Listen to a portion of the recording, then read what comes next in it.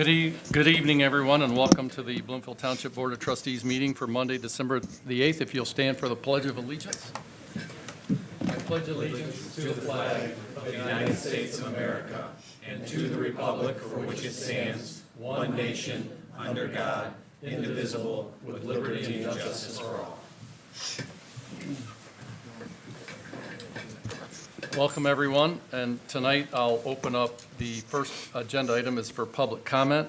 If you're here to comment on anything within the township, we'll give you 3 minutes at the podium to my right, your left. If you're here to discuss the issue with regard to the Enclave development at 14 Telegraph, there'll be a public hearing, which is item number 3, which you can comment at that time. And so I'll welcome, and if you just introduce your name and address and state of 3 minutes, we'd appreciate it. Thank you. Frances Martins, 7479 Cathedral. I'll speak later, but I wanted you guys to know that I think Bloomfield Township is phenomenal. I really do. The people, whether it's the building inspectors, everybody always complains. Nobody ever compliments. But the building inspectors, everybody, Sean in the clerk's office, Mario, I can't say enough about him. So I just wanted you to know that you guys are doing a great job. Thank you. Thank you. Thank you.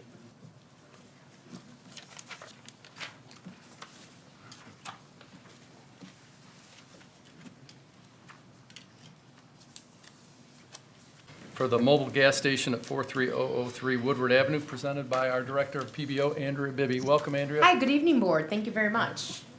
So my first presentation this evening is for a site plan and special land use request located at 43003 Woodward Avenue. Okay, so the request you have before you is on behalf of the applicant Michigan Fuels, Inc., is seeking approval for a special land use to allow for the sales of packaged alcohol beverages, beer and wine and liquor, at the existing Mobil gas station. You can see highlighted on your screen, this is at the northwest corner of Square Lake and Woodward through our commercial corridor, and it is in the just north of Square Lake Road. It is that area that's designated as B3, which is our general business classification. I do want to note that the request that has come before you does comply with the criteria of the recently adopted ordinance amendment to allow for liquor sales at gas stations. There was a site plan application and approval back in it was 2022 that the property owner had come to the township and at that time received approval for a brand new gas station at location. And after further review, the request that's come before you, there are no site changes proposed. There's no landscaping changes. As many of you are familiar with the new building that has recently been constructed. So this is there's no site changes. The request before you is because the use of selling alcohol at a gas station is considered a special land use, thus does require approval from the Township Board. I do want to note that within that, the ordinance amendment that was adopted back in November 11th of 2024, so far to date, we have had one other gas station that has been approved for alcohol sales, and they've been up and running for about 6 months now. We've had no issues, so I'm happy to report that that's been running smoothly. And I just want to note that the criteria of that ordinance does require a minimum land area, building area, and zoning classification. In this instance, the B3 classification does comply, as well as the square footage of the property and building as required within the provisions of that adopted ordinance. As we review any special land uses, we do consider those criteria as listed under section 42, 6.2 of our ordinances. That it considers special land uses, and then based on the request that's being submitted, we don't see that there's going to be any additional impact to adjacent properties, whether it's through noise, or odor, lights, aesthetics, site changes. This is in a commercial area, and we don't see that this special land use would provide for any impact to those adjacent properties. So therefore, we do feel like it is consistent and does comply with the requirements of the special land use review. I'd also want to note that this was reviewed by our various departments. Our fire department and police department did have a chance to review and comment, noting that they don't have any issues or concerns with the proposal, as well as there's no objections from engineering and environmental services, because as I stated before, this is solely a request for them to have a liquor license. This did go before the design review board, and it was reviewed and recommended for, to be forwarded on to the planning commission at the November 25th, 2025 meeting. This did also have an opportunity to go before our planning commission on November 17th, 2025, and at that time, there was a motion to forward the request onto the township board, citing that the application did meet all the criteria within the ordinance pertaining to alcohol sales. And with that, I will note that the applicant has made submittal to the township for their local local liquor license permit. So they are in the process of having that. That has been submitted and reviewed. And with that, I would take any questions, and I can certainly, if you refer back to your township board packet, I have asked under what considerations the board would consider approving this request. And I've noted that we would ask for compliance with the requirements noted by township departments, and then also the execution of the township liquor license agreement with the township. And with that, I can answer any questions. Well, Andrea, I'll tell you what, since it's a public hearing, why don't we open up the public hearing first, and then we'll have questions from the board. So if you're here to comment on the item number 3, the consideration of approval for a liquor license for the Mobil gas station, now is your chance to come up to the podium, and we'll ask you to keep your comments at 3 minutes. Okay, looks like we'll close public comment, and now we can open it up for questions from the board. I have a question. Prior to this, or currently, they have a convenience store. Has that been open 24 hours, or are they asking for 24-hour permission? Because I know in general, we aren't 24-hour The site plan for the businesses. service station and convenience store was approved by the township board on June 13, 2022 as a special land use for 24-hour operation.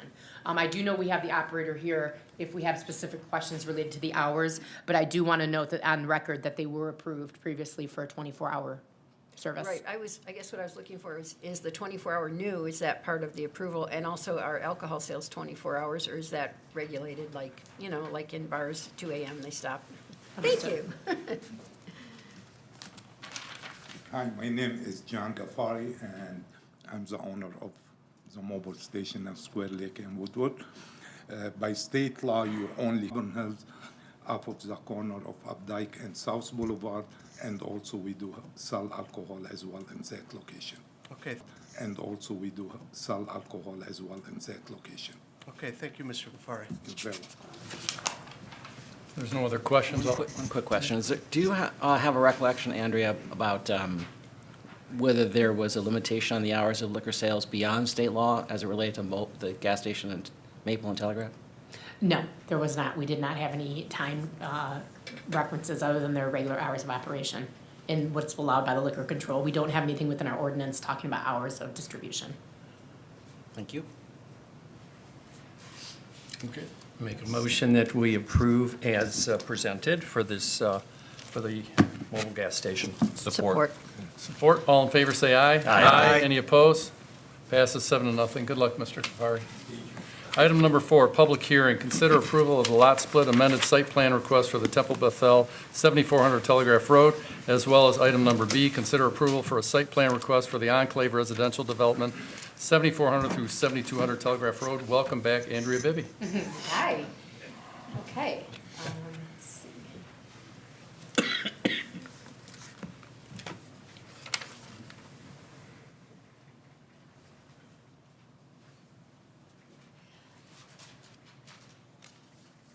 So I have a rather brief presentation, but I also know that the developer also has a presentation that they're planning on presenting as well. Okay, so the proposal you have before you is a request on behalf of Robertson Brothers as well as in conjunction with Temple Bethel. The request before you this evening is based on an application that the township received on October 29th, 2024. in which Robertson Brothers is requesting, as you can see highlighted on your screen, is the existing configuration of the Temple Bethel property. You can notice on the left-hand side and the right-hand side on the aerial and zoning map that the property is zoned R1, single-family residential. And I also want to note that there are 2 existing vacant parcels that exist immediately to the north of the Temple property. As part of the request before you this evening is the applicant is seeking to develop a 35-unit, single-family dwelling unit to the north of Temple Bethel. As part of this request, the consideration for a lot reconfiguration as it pertains to on the existing configuration noted as Exhibit B on your left-hand side. And I do have to make a correction in my staff report because I did note that I wanted to note that the parcel that's immediately to the north, noted as Parcel 1, is approximately 3.64 acres. And then the typo in the staff report that I picked up prior to this meeting is that the property that exists immediately south of Parcel 1, it's noted in your staff report as 3.64 as well. That property is actually slightly larger at 5.4. So I just want to, for a point of clarification. So as a request before you, the applicant is seeking to consolidate the 2 existing parcels, 1 and 2 on your left-hand side to end up in a final configuration of the Exhibit D on the right-hand screen. As part of that reconfiguration, the applicant is seeking to take approximately 4. They're looking to take approximately 8.2 acres from the existing Temple Bethel property and to combine it with the 2 properties to the north to create the final layout, which you can see provided on the right-hand side. I do want to note within our lot split ordinance, there has been a lot of discussion regarding the requirements and the provisions of that general ordinance. And I just wanted to point out that in this instance, the definitions as stated under that Chapter 18 states that a division does not include a property transfer between 2 or more adjacent parcels. If the property taken from one parcel, in this instance, the Temple, and is added to an adjacent parcel, in this instance, those existing parcels immediate to the north, and any resulting parcels shall be considered a building site, and the parcel conforms to the requirements of the Land Division Act or the requirements of the applicable local ordinance. So essentially what this says is because we are not creating a newly single buildable lot, but instead there's a portion being conveyed, if you will, to adjacent parcels to the north. Our lot split ordinance doesn't exempts this type of adjacent exchange of property to not be considered a lot split in compliance with, that's under Section 18.229, definitions of Chapter 18. So just wanted a point of clarification there. Therefore, the discussion that has occurred in the past regarding meeting the average lot width in lot area of properties within 500 feet, that is defined by if you are actually creating a new buildable parcel to be a standalone buildable lot. So that is the criteria that we look at generally when I'm looking at a lot split of a residential. But in this instance, the ordinance clearly states due to the transfer between adjacent parcels that is not a criteria that we would consider. So just noting that the result of this configuration, anytime we have lot line changes, lot line amendments, we have to look at the impact of all of those affected properties. So the way that we do that is we did have the applicant provide us with an amended site plan showing us what the impacts are to the remaining Temple Bethel site. And I do want to note that upon review, in accordance with our ordinance as it relates to places of worship, in this instance, that's the criteria that we would have to consider. I do want to note that the resultant parcel does comply with those provisions in terms of the resultant setbacks. in this instance, are still adequate, even though the northerly setback is gonna be, lessened due to the new lot configuration, that the, required setback does still comply. The required setback for a place of worship is 1.5 the height of the existing building. In this instance, the temple building is actually 79.8 feet. 1.5 of that would be 119 feet. The resulting setback to that northerly lot line, it's required to be 119 feet, and what is happening after the configuration is 376 feet. So they clearly meet the required setbacks, and that is the only lot line that's changing as part of the overall site plan. So in regards to the temple site plan, I do want to note that it does comply. The applicant is proposing a very densely vegetated screening that is required to shield automobile lights that have to be screened from the residential view, which in this instance, the residential views that we'll be talking in the next phase has to do with the Enclave development.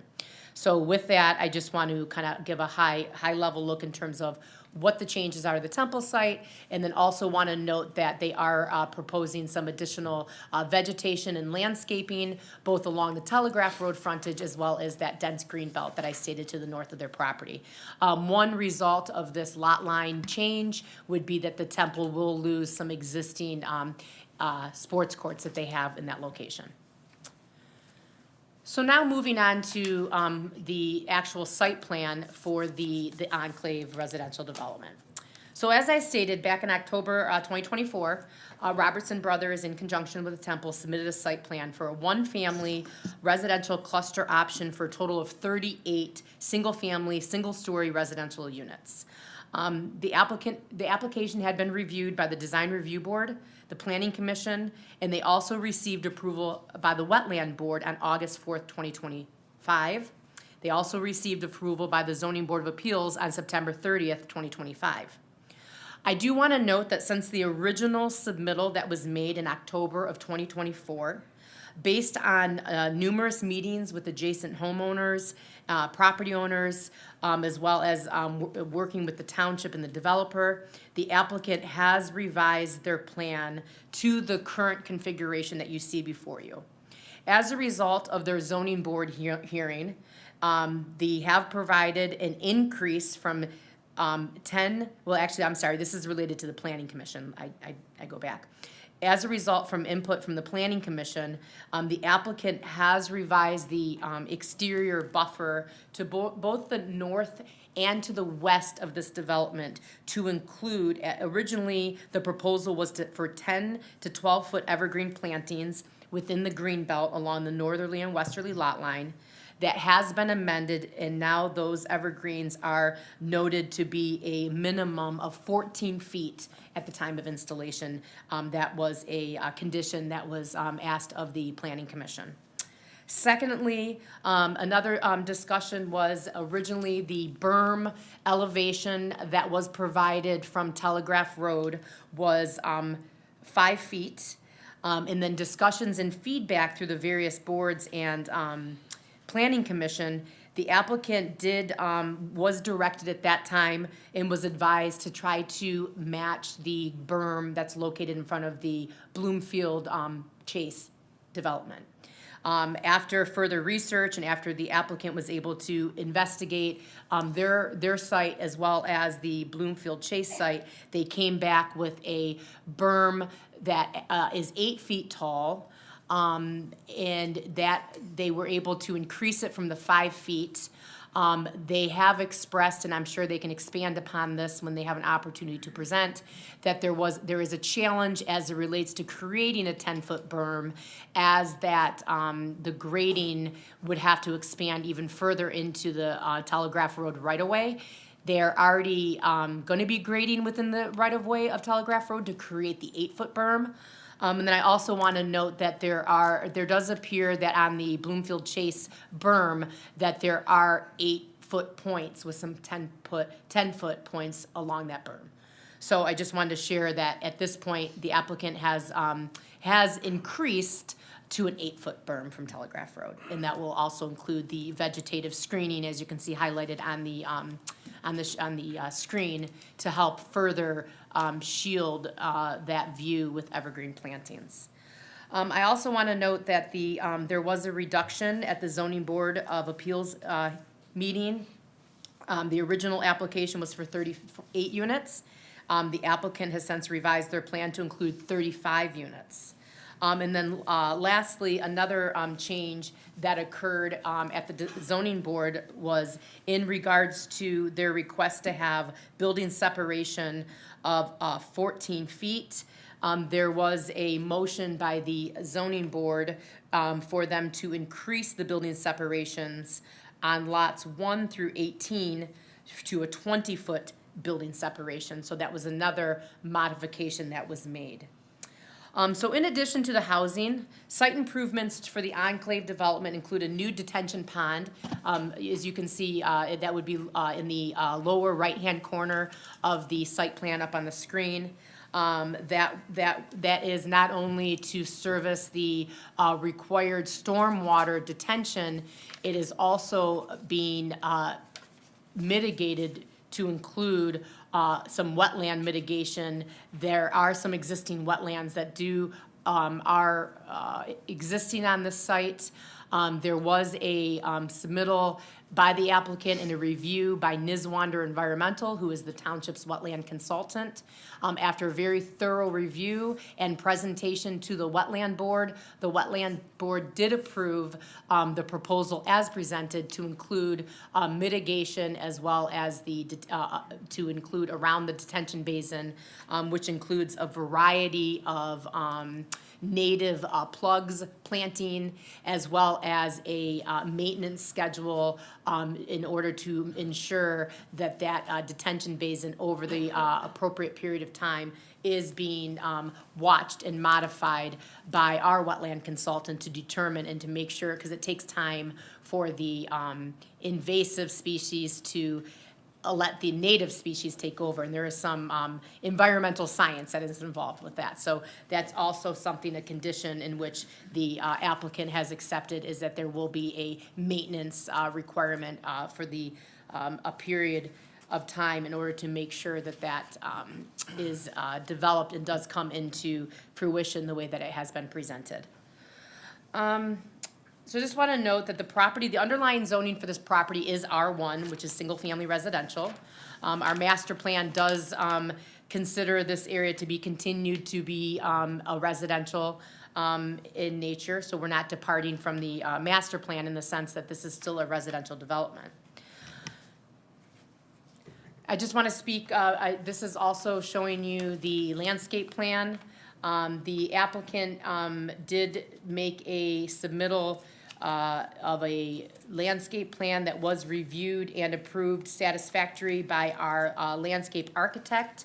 The applicant was granted a variance as they were unable to, or they had a challenge or a difficulty in being able to achieve the caliper replacement of trees on the site. The Zoning Board of Appeals did grant a variance for a caliper amount to be less than what is required. I do want to note, though, that there still will be a requirement of payment to the Woodland Fund on behalf of the applicant.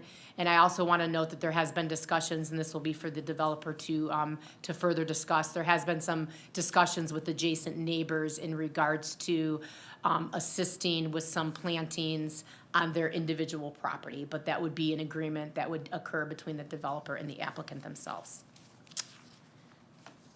So moving on, in terms of our review for the single-family cluster housing development, I do want to note that there is one access point that is proposed off Telegraph Road.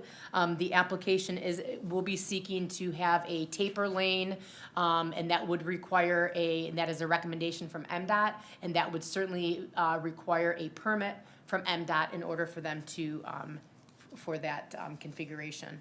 I do want to note that the applicant has provided that each home will be fire suppressed. Therefore, our fire marshal was able to, or is able to then determine that one single point of access off Telegraph Road with the suppression does meet the requirement in terms of fire safety and ensuring that. So he did review and approve the configuration as shown. Each resident that's, residence that's being proposed is, as I stated, single story.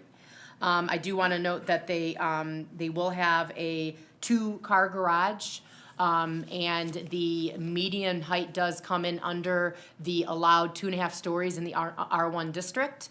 So this is actually, the product that is being proposed is a slightly lower elevation than probably a standard 2.5-story home that you would see in a typical development around the township.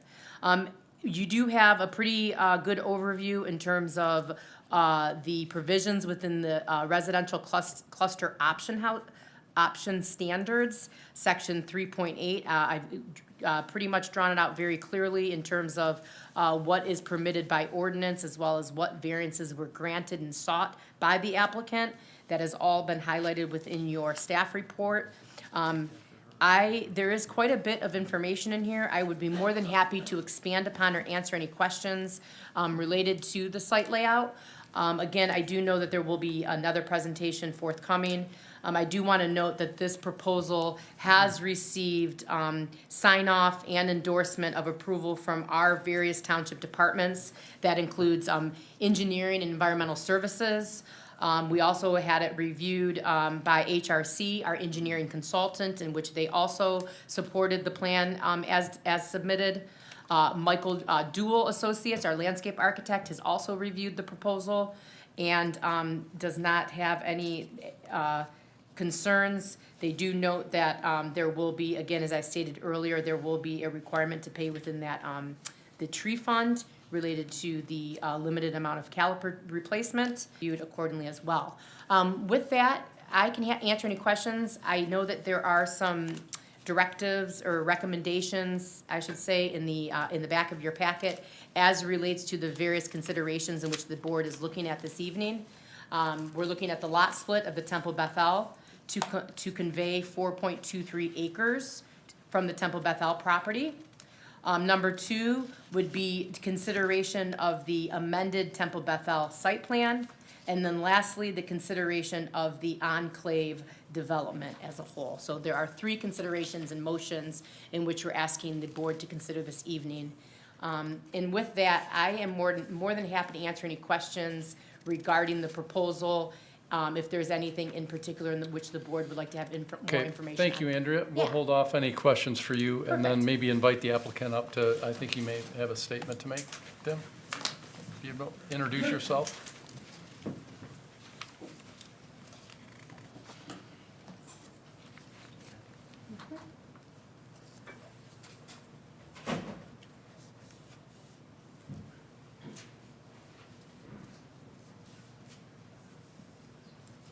And you can just go through here, okay?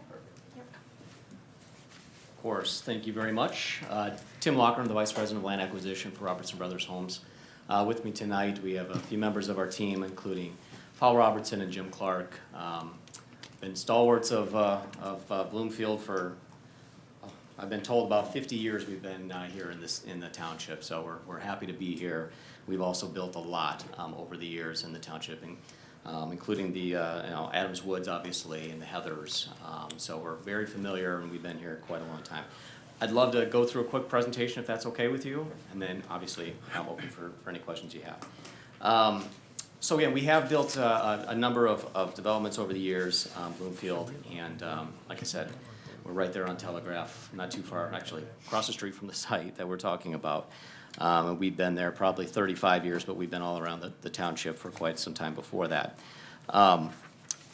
The last community we built was the Villas of Bloomfield Grove. You may remember that on Losser, just south of Square Lake. Beautiful project. I think it came together very well. We appreciate the support we've had from the township on that development.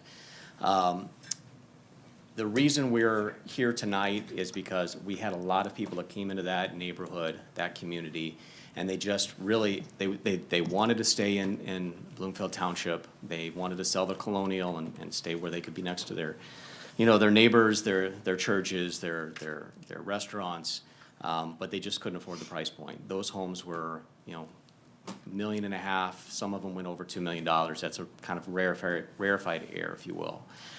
So we knew that there would be a lot of demand. There's really a need in your community for this type of housing. We're talking about ranch, first floor master housing. And you're not alone. Every community in Southeast Michigan, that's really what is driving growth. It's people that are downsizing and moving out, and they don't have a place to go. You're losing people to other communities. We're building in West Bloomfield, and people are coming there because you don't have the opportunity here. We feel this is a great opportunity. There's not much land in the township. We know this, and we think this is a great opportunity to have that type at a more affordable price. Now, it'll still be expensive, obviously, but it's something that is a need in your community, and this would be an ideal site for it. And regardless of this being in Bloomfield, we just, it's very important to us that we stand by our product and by our communities. So what we're going to show you is something that's just Robertson brand. We spent a great deal of time working with you, working with the neighborhood. I'll kind of go into the detail on that quite a bit. And we really did that to bridge a needed home product in your community, as well as the neighborhood concerns, which I know you're going to hear from them as well. My hope is to show you that we've done that. So if I can start, I'd appreciate it. Just from a site context, I think everybody's very, very familiar with where this is at. So you can see the blue area, that's the temple. That's basically the northwest corner of 14 Mile and Telegraph. As Andrea had pointed out, we are purchasing a portion of the land from the temple. One of the parcels is from an individual property owner that's owned it for decades. There was a house on the property at one point long ago. So that's the temple is to the south of us, and then really it's just what you see along Telegraph. There's a lot of density along Telegraph, including this area. Obviously, this is the southern portion of the township. There's quite a bit of multifamily. There's apartments to the south, or to the east of the site, to the north of the site. That little purple area, that's actually where our office is. So we're very well familiar with the site.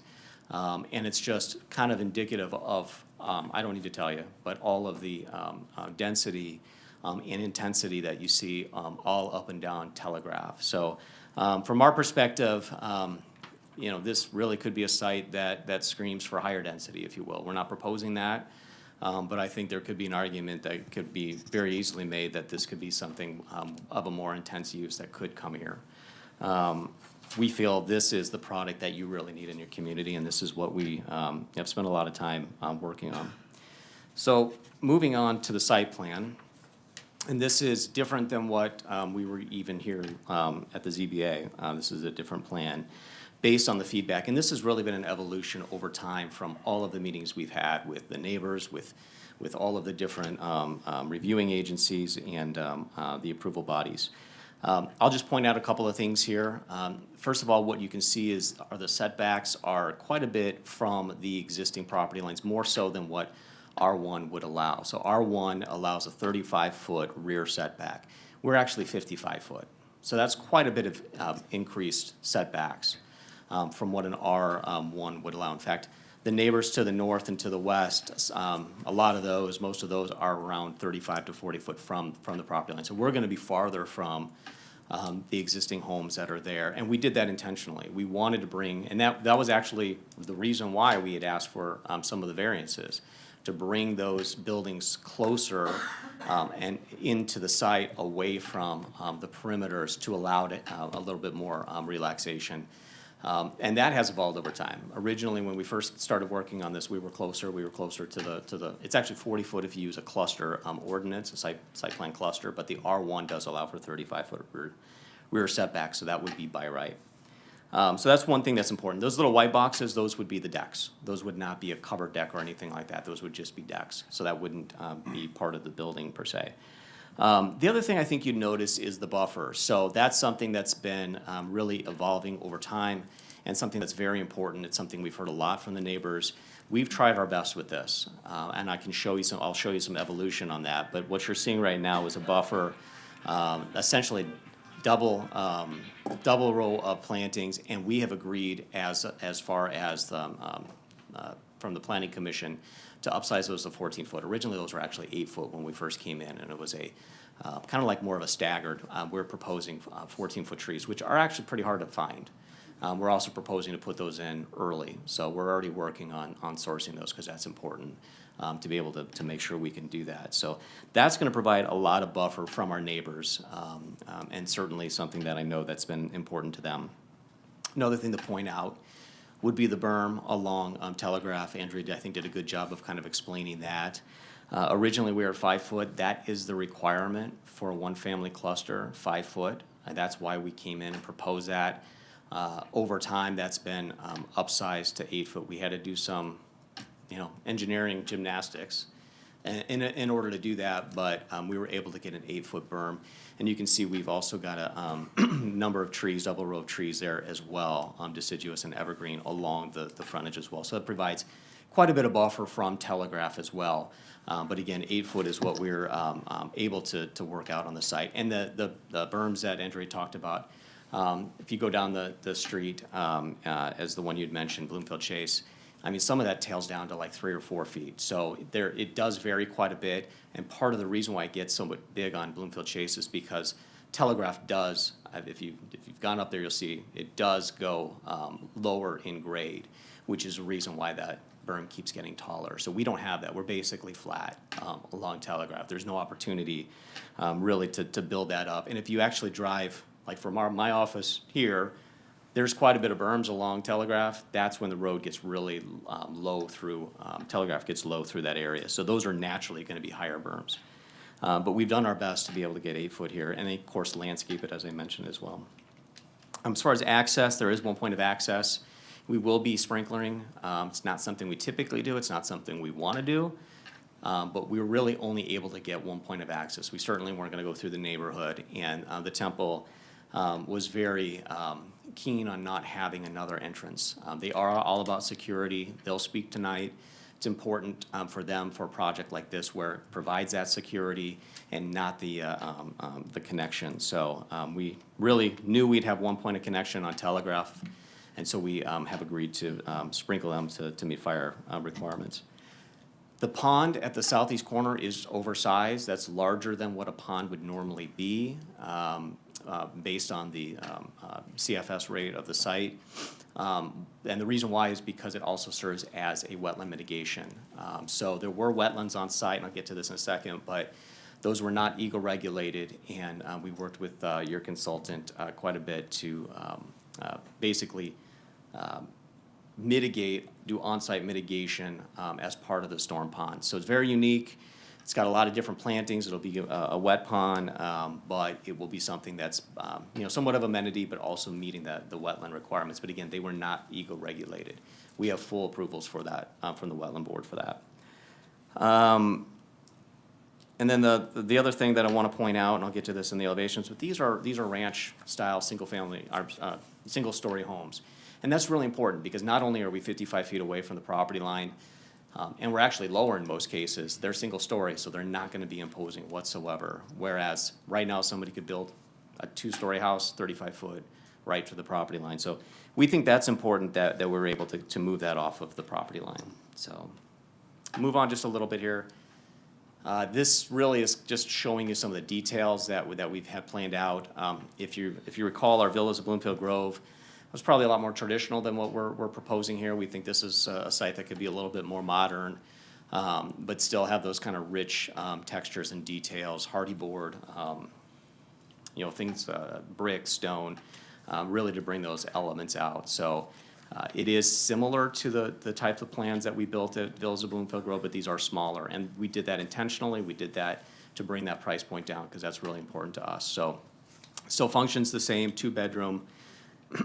Actually, 2-bedroom, and a den, and the master obviously is pretty well appointed. This is how people want to live. We are actually selling one plan, which sounds kind of crazy, but this is the plan that people that are downsizing your community want to have. So a lot of times they'll finish out the basement to get a couple bedrooms down there, or just livable space, but this really is, this speaks to those buyers for sure. And then just from a plan evolution, and I can show you several other variations as well, but I thought these were important. I know it's really hard to see from where you're at, but when we started out, after we met with the neighborhood the first time, we had 38 units, which, by the way, is what the parallel plan does allow for. We had a staggered 8-foot tall tree buffer, which is frankly more than we typically would have done. So we were already kind of going in there with what we thought was a good buffer, and certainly met the requirements of the township. And then a 5-foot berm along Telegraph, which again was the requirement. Subsequently, the one in the middle is essentially what got approved by the Planning Commission. Still 38 units, double row of 14-foot tall tree buffer, like I'd mentioned, and then an 8-foot berm along Telegraph. The one on the right is what we're asking for approval tonight. This is the one that's been essentially approved by the ZBA, where we'd lost a few units, but that really opened up the site quite a bit. We think this actually feels better. This is something that I think was an improvement, and it's been an improvement throughout as we've gone through. But this is 35 units, still have the double row of trees, still the 8-foot berm, but now we've got more setbacks. If you see in the corner there, that northwest corner, really we're able to move a lot of units off. And I think that was kind of a pain point. All those homes were right up against on the northwest corner of the site. We were able to pull those back by losing those 3 units and spreading out that entire stretch along where the residents are on the north and western perimeter. We stretched them out from 14-foot to 20-foot, and you can just kind of see, it's hard to see in this size, but it really creates a lot more space in between. That's more unit separation, plus we're able to save 6 trees that we didn't have before, and that would be in the northwest corner. And then we've also committed to install those trees early, as I mentioned, and I'll get into some of the neighbor conversations as well. So project approvals, Andrea had mentioned this, we do have approval from those boards there. And I just want to go over some concerns we've had, because I think it'll demonstrate just kind of the level of detail we've tried to commit here, and I think a lot of you have heard a lot of this, but it's important to bring it back up again. So I talked about the buffering. That's really continued to expand from where we started. It's just not only the height, but also the number of plantings.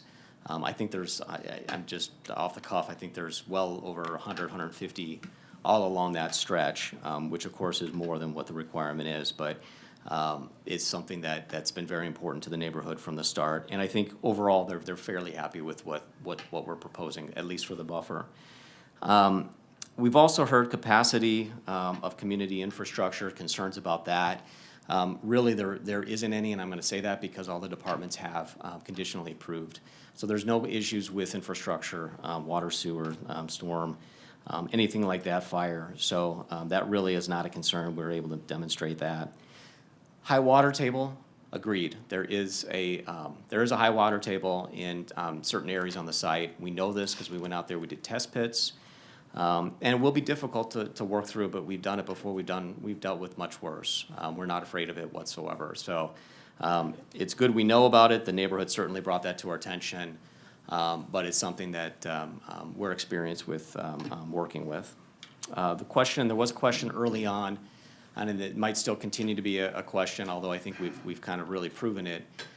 There's been concern about stormwater running off to the surrounding neighborhood, and I think a lot of that is just because right now there are a lot of stormwater concerns in that neighborhood, Birmingham Farms, and we actually had, at their request, done a drainage study that really focused on why there are issues there. We are lower than them. There's no way that water is going to go upstream. In fact, we're taking on a lot of their water. It's one of the reasons why our pond is bigger than what it should be as well.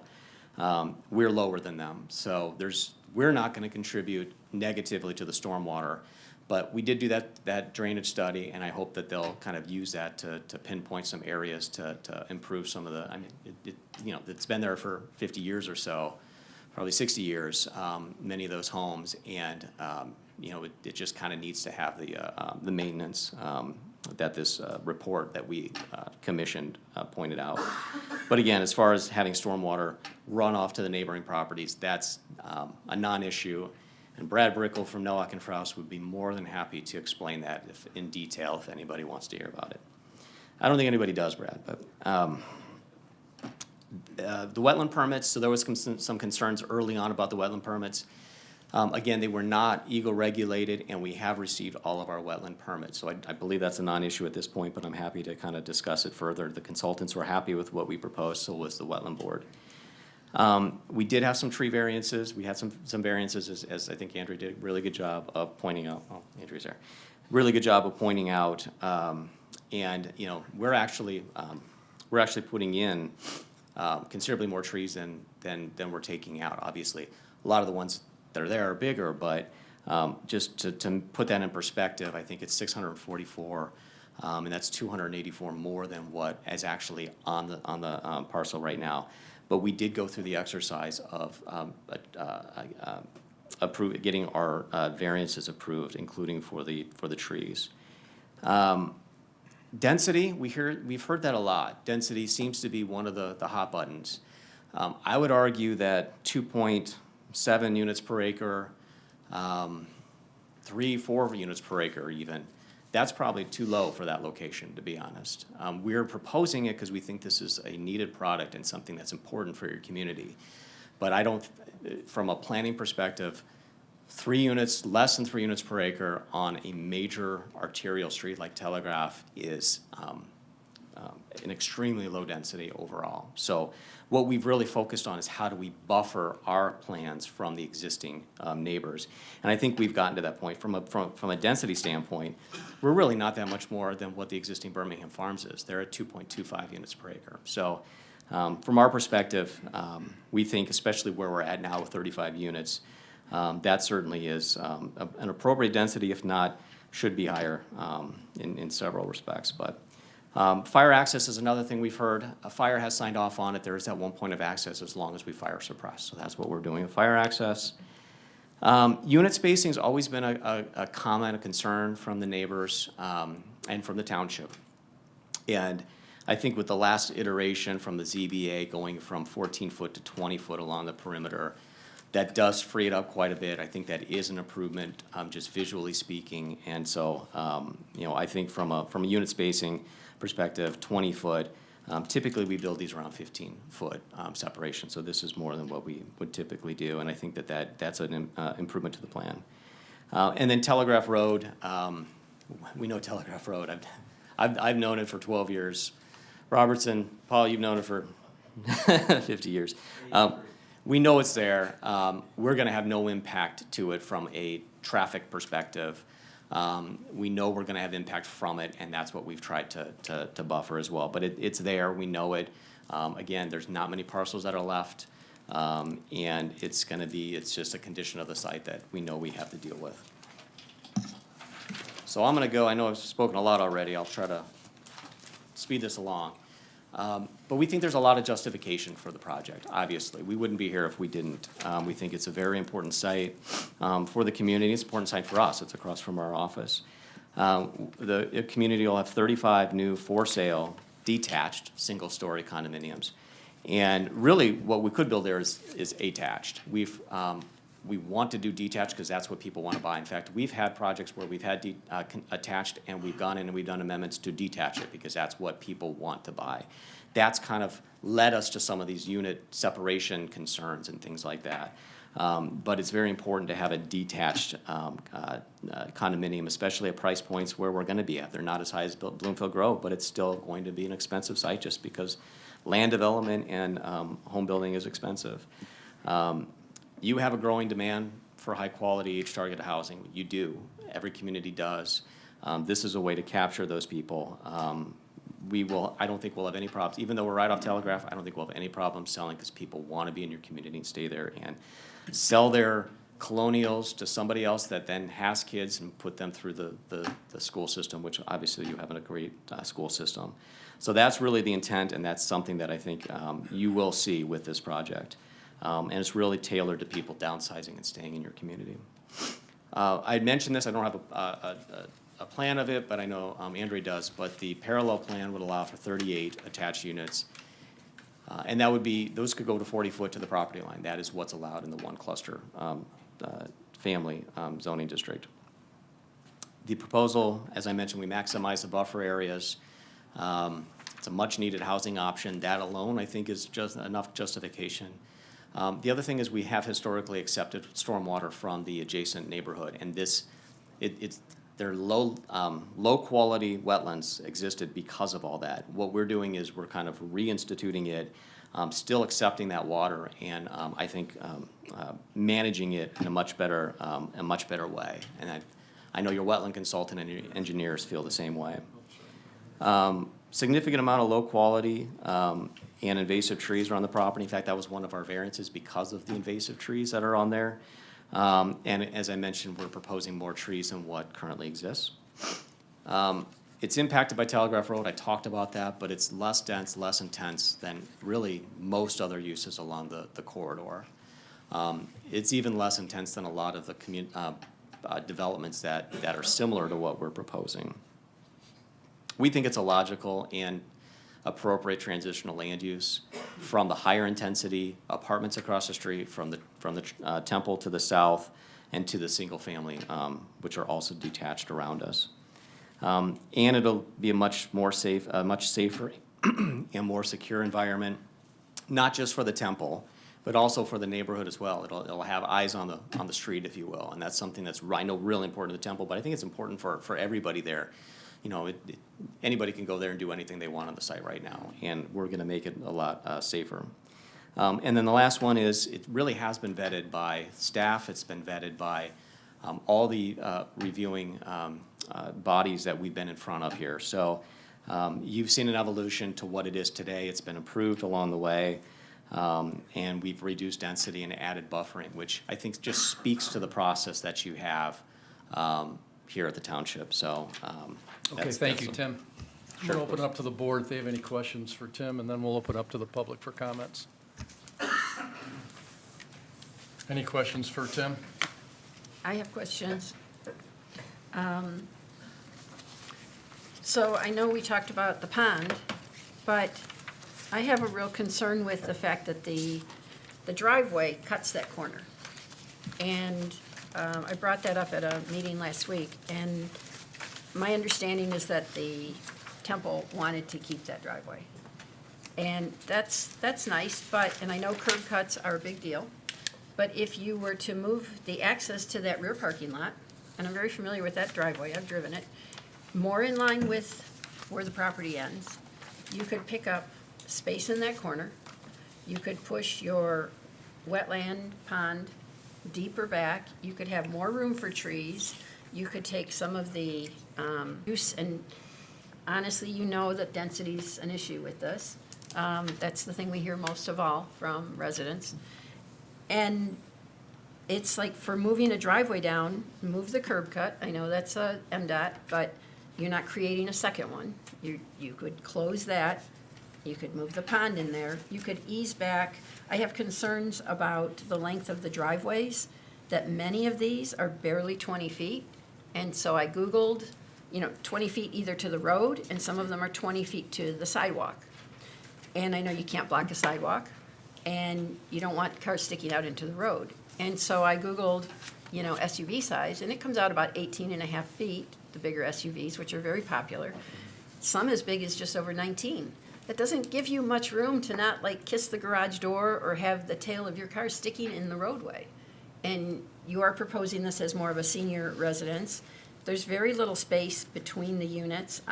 Last week I asked, what about parking on the street? What about Thanksgiving, football Sunday? Your driveway's gonna fill up very quickly. These are seniors, I know I'm starting to get grandchildren and family coming over very often, so you need a little space. There's very little street parking, and then what happens with the fire trucks? So I asked that question, And it was not immediately, it has not been addressed. And just this morning, I found out that the fire department is okay with them being able to access the site, because that's huge, that's safety, with parking on one side of the road. But that hasn't even been talked about. Like, you're gonna have to have signage, because people are gonna park all over the place, and there's gonna be an emergency. And one driveway access, and it's a crowded little community. I'm sure it's beautiful, but I have had more phone calls and emails from residents, and density is one of the biggest things. I went and I looked at the measurements for all of these driveways. They are the minimum. I know you pushed the homes forward to try and give space in the rear, courtesy to the neighbors, but it seems like we need to reduce some more of the density. That, you guys picked 38 units, now it's 35, but it didn't have to be 30 units. I mean, you did a very nice presentation, but when you said I did the best I could, no, the best we could is to not have so many variances. So I have a problem with that.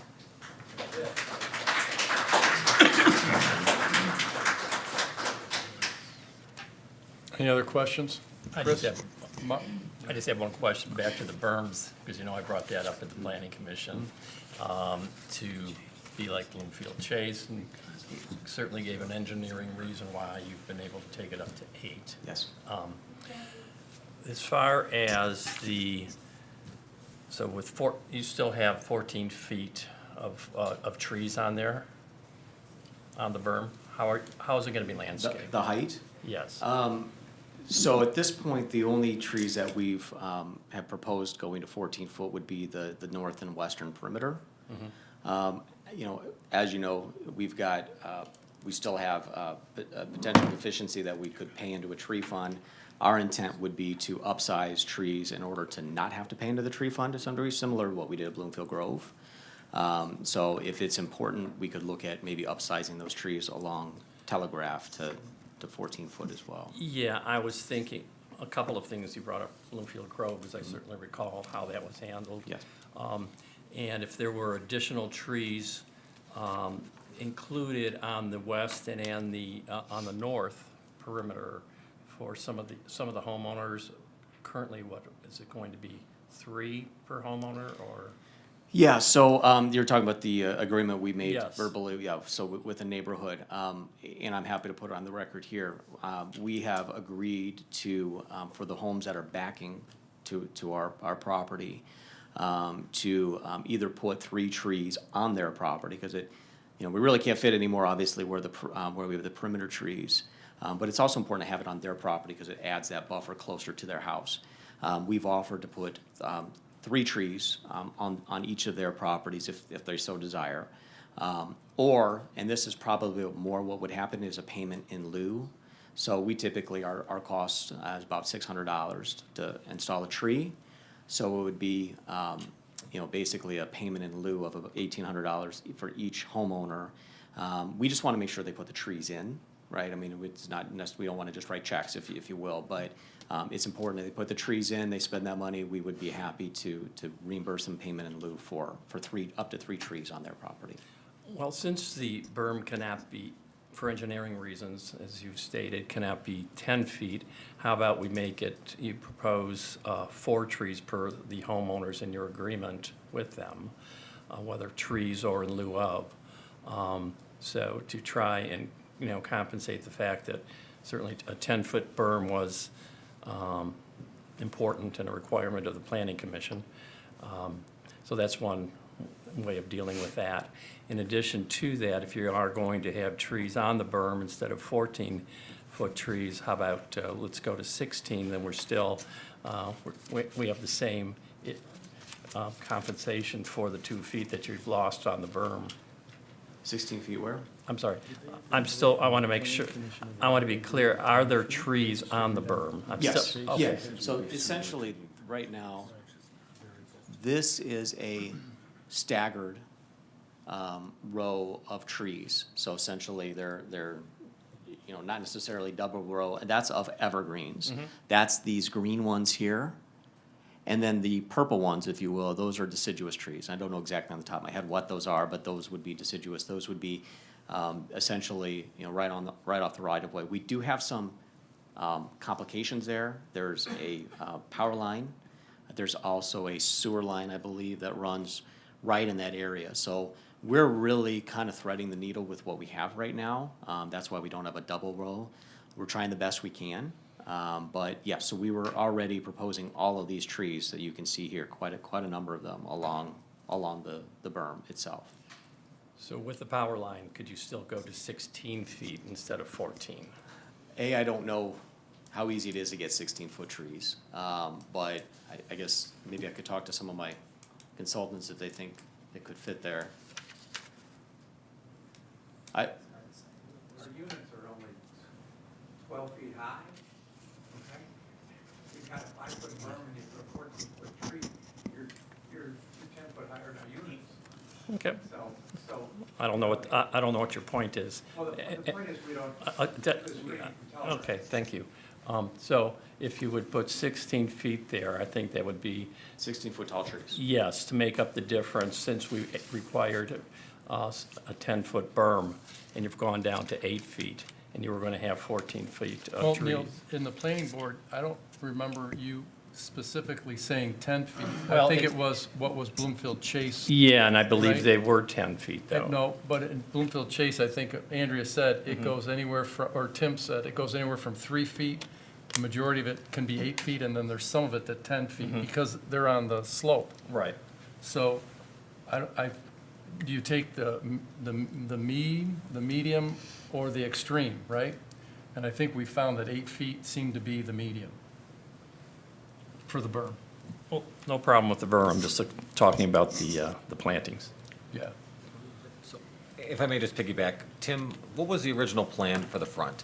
I know the planning commission said 14 feet at time of planting from my understanding, the north and the west borders, which is part of your presentation is what you guys were doing. What was the staggered row of trees that was per your plan for the eastern Telegraph border? And nobody can see this but me because I have the computer in front of me, but this was just a single row of 8-foot tall trees. So we have evolved here, and again, that was a 5-foot berm, which, again, I do want to point out, and I think it is a very relevant statement to say this, 5 foot is your requirement in the one-family cluster ordinance. We are going above and beyond. We're basically 50%. Over 50% of what your requirement is. So I'm trying to understand why we keep getting these comments when, I mean, this isn't related to a variance. We're meeting your ordinance, we're exceeding it, and now I feel like it's just still not good enough. And honestly, we've been doing this for over a year, and we keep getting this. So we started Tim, with the an other thing you have to 8-foot think single. about, and I'll encourage the board, is that when you plant these, especially arborvitae, they grow about a foot a year. So we have to account for growth and where that growth's gonna be. If you plant too close together, too many, they'll die off over time. So I think with 14-foot arborvitae, is that what you're talking about now, 12? Well, I'm talking evergreen, so Evergreen. spruce, Norway spruce, something like that. Yeah, and they grow rather quickly once they take root, right? Yes. So if you plant an 8-foot or 10-foot, within 2 years, it could be a foot to 2 feet higher than when you originally planted it, if it's healthy and planted correctly. Agreed. So I have another question. Well, first of all, you didn't answer any of my questions, but I have another happy question. to. Being that we're on the berm. Sorry, Bill, that was No, my no, fault. that's okay. Neil had questions, that's fine. But I'm just Yeah, we're gonna gonna do it. come back to, I want my questions answered. But being that we're on the berm, let's stay with the berm. So today we got an email that had an update that said that would be the 8-foot. I understand Neil was thinking 8 to 10, but it's part of doing the 8-foot because you don't have a lot of easement there. You said you're gonna have to do some adjusting and this is at least my understanding. But in looking at the plan, there really is no more room. The front few units are so squished in close to Telegraph, sorry for my terminology. And I'm real concerned about unit 29 where the driveway, these don't have any measurements on them, and I was looking at the site plan on my computer earlier, but I've lost it. I don't even know that 29's driveway to the sidewalk, which is part of your sidewalk and safety path, is 20 feet. It is. And it's right near the entrance, and the 27 and Unit 1, their garage, I'm sure you deliberately, you guys are planners, you're smart, put the driveway further from the gate, but the other half of their home, the windows, are gonna look out at this gate in front of their house. I mean, it just seems, it's too dense. It's still just too dense. There's so many different ways here, but you need to change the density somehow. It's just too, That's your biggest problem. Okay, excuse me, sir. We'll open up for public comment in a minute. I know everybody wants to speak, so we'll get right to it. If I could just answer some of the questions. Sure. I'd meant to, sorry. So I believe we have a minimum of 23 feet. We have a 3-foot step back for the garage in relation to the front of the house. And we have a 20-foot setback, and maybe he's shaking his head. So it might not look like it, but at a minimum, we have 23 feet to either the curb or to where sidewalk starts, and that's very important to us. that was not what I was getting in my online packet, where I could see the dimensions.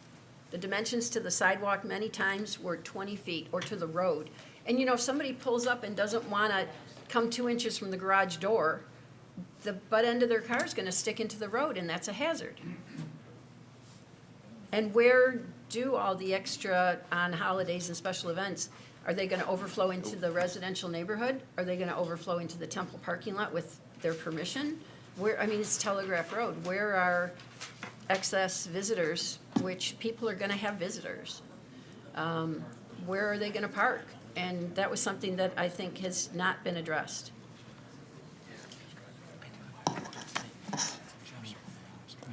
So again, I'll just repeat, it is 20-foot setback to either a sidewalk or to a curb. Right, it's not 23. I read the But we have a packet. well, the 20-foot is to the front of the house, and then we have a 3-foot step back. The drawings seem to say it was 20 feet to the garage. I'm looking at them right now.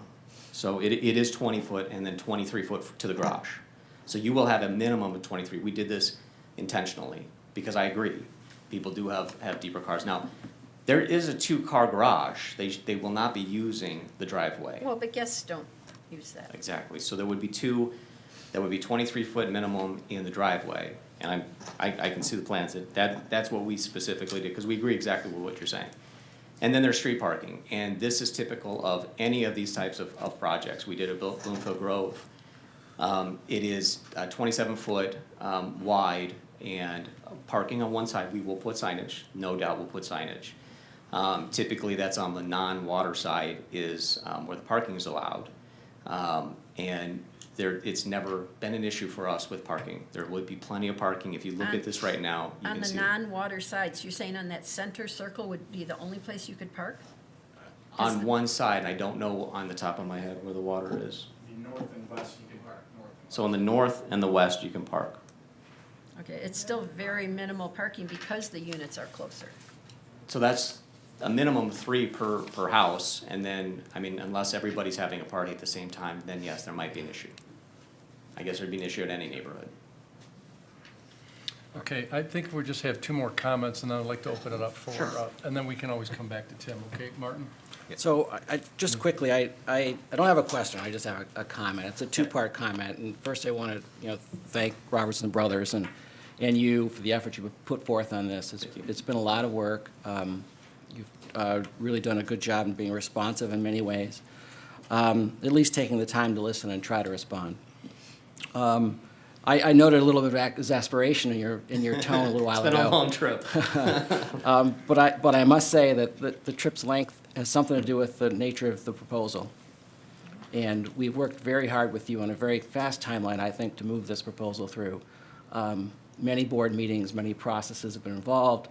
BPO has worked diligently with you. I think this has moved pretty fast, honestly. I agree, I appreciate that. Next is that there's a lot of important matters on the table, and we're going to have some public comment here. Sure. And I, so far, and I expect tonight that, with this really important matter, there's going to be Bloomfield level of decorum and professionalism at all times. It's been what we've always seen here, and I think we always will tonight. There's some strong thoughts and opinions about it, but we'll discuss it, work it through, and hopefully come to some place that we can all agree on. Fair enough. Chris? Yeah, thank you. So I want to piggyback off of Neil. So when you guys originally came up with this plan, you were having 8-foot staggered evergreen trees in the front with an 8-foot berm, which again started at 5 foot, went to 8 foot. It started with a single row Single row. I'm talking Of about 8 foot. in the front, along the berm, right? along the berm and Yes. Telegraph. Yes, 5 So foot. now you have a staggered tree line with 8-foot evergreen, with an 8-foot berm. Is that correct? Yes, plus the deciduous in front of it. So I believe my partner here, Mr. Barnett, was pointing out that their intent or what they anticipated from the planning commission was a 10-foot berm. You provided engineering for that, of why we can't do that. We need an upsized tree in order to do that. So while we hear public comments, why don't you speak with some of your colleagues to see how we can upsize that to make that make sense? Right. Does that seem like a reasonable Yeah, that seems ask? a fair request, for sure. Then you guys can figure out what makes sense. Thank you so much, Yeah, Tim. of course, thank you. Okay. I have a few questions. Mark, let's hold off and let's open it up to the public if you don't Okay. mind, because I think we got a lot of energy in the room that wants to release, and then we can come back, okay? Thank you, Tim. All right, so we'll open up for public comment. I'll ask you to keep it to 3 minutes. And Amber, you'll keep track of the time. And if you'd introduce yourself, your name and your address, we'd appreciate it. Thank you. Good evening. I'm Alice Wachel. I live at 1782 Maplewood Avenue. I'm president of the United Homeowners Associations of Bloomfield Township, which represents HOAs across the township. Tonight, I'm asking you to deal with two things. First, I'd like you to refuse this development, which is nowhere close to conforming with our ordinances. And second, really take a serious look at what's going on with the Zoning Board of Appeals. Let's start with the development. The variances requested simply don't meet the law. Michigan requires a real practical difficulty, but on a clean, empty parcel, there's no such difficulty. This developer could design a compliant project, they just don't want to. Every hardship is self-created, and they're trying to cram too much on the site. I think that's what Val was saying. The law says that variances must also be a minimum necessary to allow the residential reasonable use. Nothing about these are minimum. The project doubles the allowed density, exceeds the size limit for cluster housing, and chops major setbacks down. Natural feature projections are tossed aside, with buffers shrunk and tree replacement far short of the ordinance. Tim wants to know why you keep asking for more trees. It's because he hasn't met the ordinance. These aren't tweaks. These are total departures from the zoning code. And the residents who have lived here for decades, paid their taxes, and cared for the neighborhood are paying the price. Their once quiet enjoyment, once it's gone, it's gone. This development is not in the spirit of the ordinance, nor in the spirit of Bloomfield Township. Now, the big picture. The ZBA, we hear from HOA after HOA, smart, thoughtful people who know the ordinances and they bring legitimate concerns, that they're getting ignored. Meanwhile, those who ignore the codes walk away with variances. In the first 8 months of 2025, back in August, I took a quick look. The ZBA had a near-perfect approval rate, even for big deviations. This tells us the practical difficulty test is barely being applied. The ZBA is supposed to be a quasi-judicial check, not a permit counter. When it approves almost everything, especially a project of this scale, it's effectively rewriting the zoning code without going through the legislative process. And trust me, your residents have noticed. This Board of Trustees is ultimately responsible for making sure the ZBA stays within legal boundaries. When the pattern shifts from occasional reasonable relief to systematic overapproval, it falls to you to step in and, through your oversight and when necessary, change ZBA membership.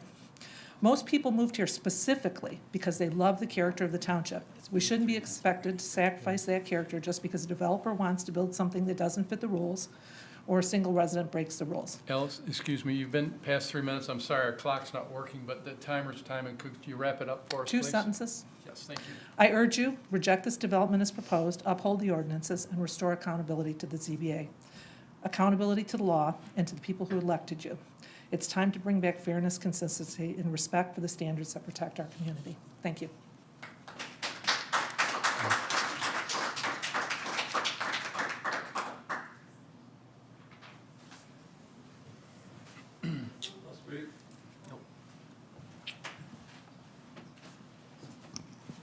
Good evening, Joe Young. I live at 7190 Cathedral Drive. I was the former president of the Birmingham Farms HOA when this development came about.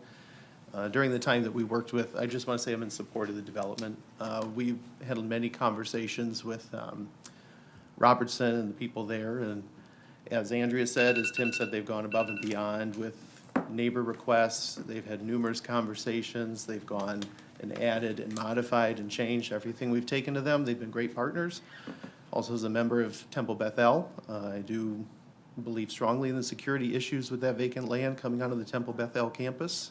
So as everything has gone so far, I'm okay with the proposed plan for the development. I see no issue, and Robertson's been a great partner to have as a developer in this community. Thank you. Thank you, Joe. Amber, is it working now? Yeah.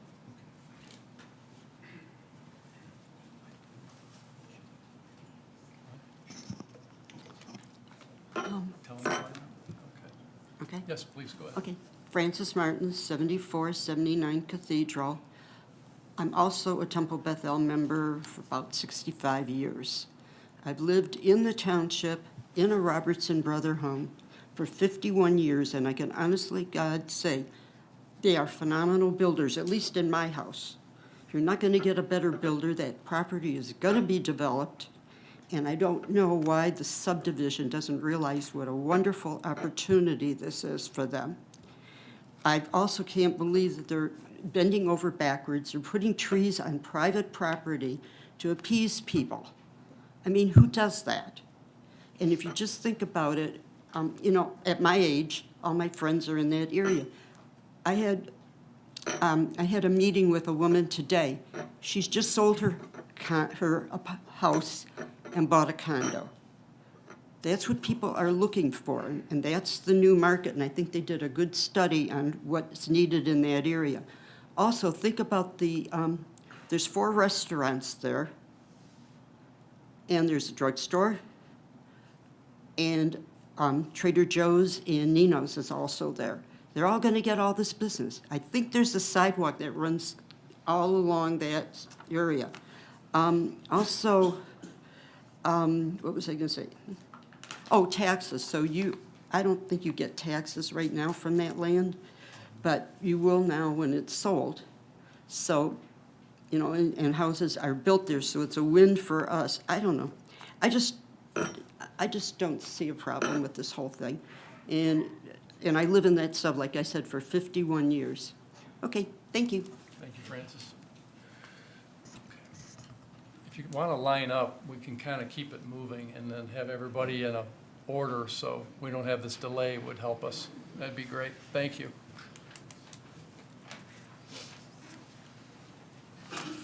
Hi, I'm Sylvia Hagan from 6934 Cedar Brook Drive. Let me begin with saying I really do love the township. I've been watching the development of the township for 80 years as I've lived here. And development's okay, but this development is not okay. I've really been disappointed with the Bloomfield Township's handling of the approval process. They don't appear to be listening to the subdivision people that are really affected by this development. I totally agree with what Val said about the density. The density is the biggest problem. And putting all the row of houses right behind our homes is not a good look. It's not what we have in Bloomfield, and that's not what we've had as a development. This is not in keeping with that. We have the ordinances and the master plan are there to protect the ambience and the larger habitat of the tax-paying voting residents. The township master plan should be considered without all this modification. If it needs that many appeals and that many variances, the development needs to be redone. Cluster homes, the town, they chose to do a cluster home development and then requested many variances that run around the cluster home development ordinances. And that's not right. We have longstanding members and residents are negatively impacted by this development in many, many ways. And I really wish we would be heard and considered with our views. The density and the clear cutting of the trees, the concentration of the units along the sides and the perimeter of our development, of our subdivision, the lack of natural, meaning nature, perimeters, which blends into the subdivision better. Lastly, I think they misrepresented their target audience. Their Bloomfield Township retirees are not going to move to a side-by-side row house without the trees and the natural. That's what they moved to Bloomfield for. Thank you for your attention. Thank you, Sylvia.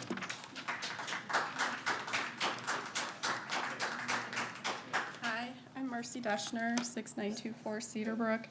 I have some redundancy, so I'm going to try to jump around a little bit to not be saying the same things. But I think why many residents are deeply concerned about the direction of this project and what's viewed as the township is heading is that there's been a lot of development.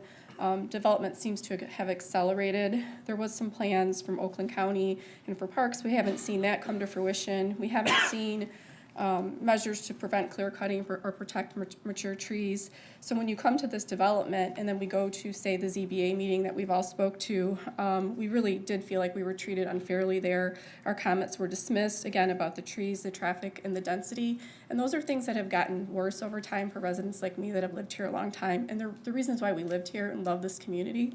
So it's very troubling when the tone tends to be to favor the developer's needs and profits versus what residents really want. And it's not been easy. We've been starting to meet with Robertson here now towards the end, and it's been much better. And I'm very thankful for that, but it seems we're not there yet. There's things that still need to be addressed, the number one being density. While we generally appreciate the recent concessions, we've respectively like to request that 2 units at least, one from Cedarbrook, one from Glengrove, be moved. I mean, there's many options. That whole corner, the southeast corner that we talk about with the large retention pond should be reconfigured. The corners in both sides could have more trees. We would like to see less use of the tree fund. We've brought that up several times. We'd like to keep the berm higher. As you have noted, some of the things that have come up already, we were very on board to have some changes made, so our voices are heard. These are long-term decisions. We live here. We're going to live here for a long time, so we don't want things to be short-sighted or pushed through. If there's anything that we can do to continue these discussions or make some concessions for how the density and the layout are, it might take a few more months in the timeline, but I think it'd be worth it long-term instead of just coming to a quick decision. So I appreciate all your thoughtful comments tonight. And if we can't do that, I mean, regrettably, I would say we have to vote no. We can't push something through with this level of density and so many comments and so many concerns. If this had gone through the normal master plan process, it would have had community input, community involvement. It would have been very transparent. That's lacking. We've been trying, we're getting there. I'd like to see some things done tonight if we could, but if not, we have to table it and we have to come back together and figure out what's best for this community. Thank you.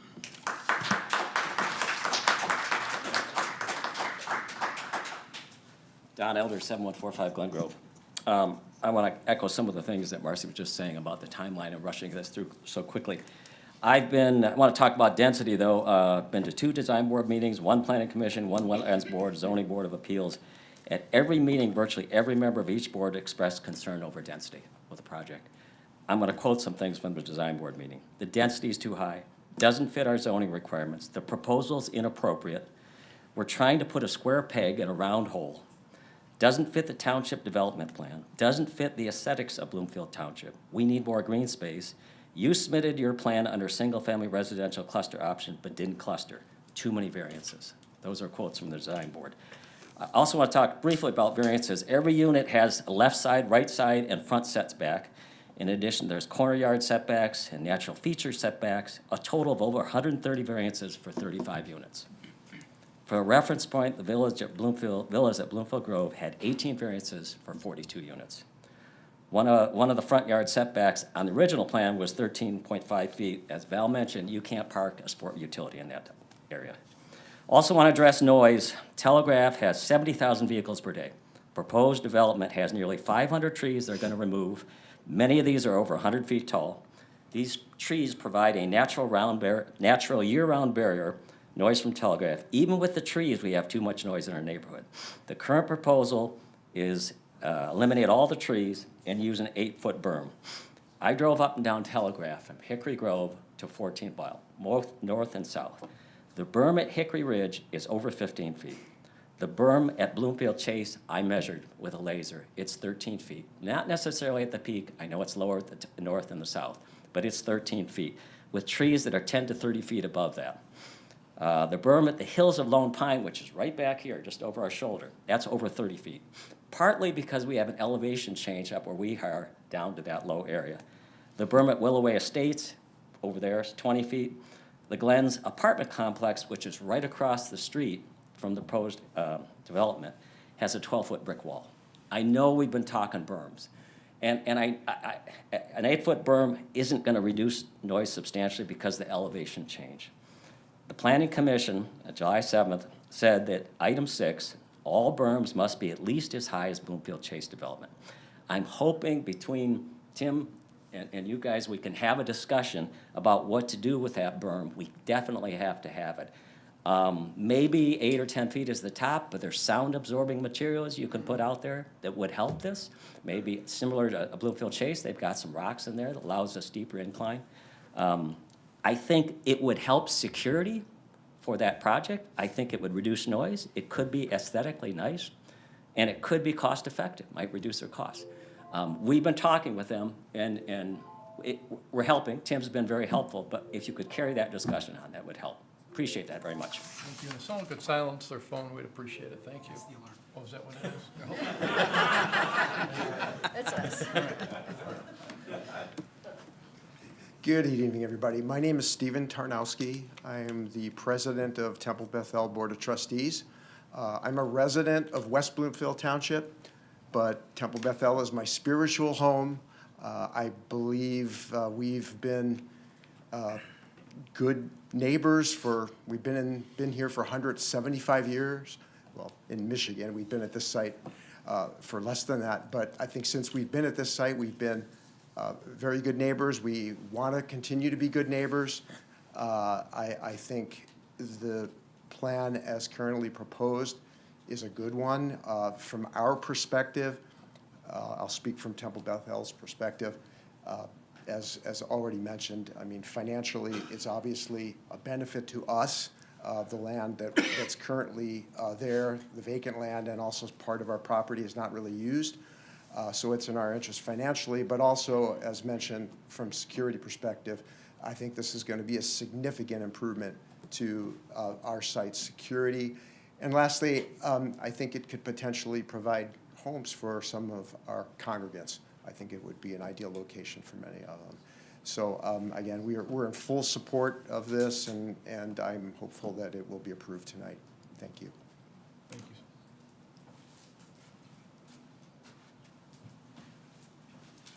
Hi, I'm Nick Petruccia. I live at 6998 Sandalwood Drive in Birmingham Farms. I just want to echo all the previously made statements in opposition. I firmly oppose the plan presented today, and that's all. Thank you. Thank you.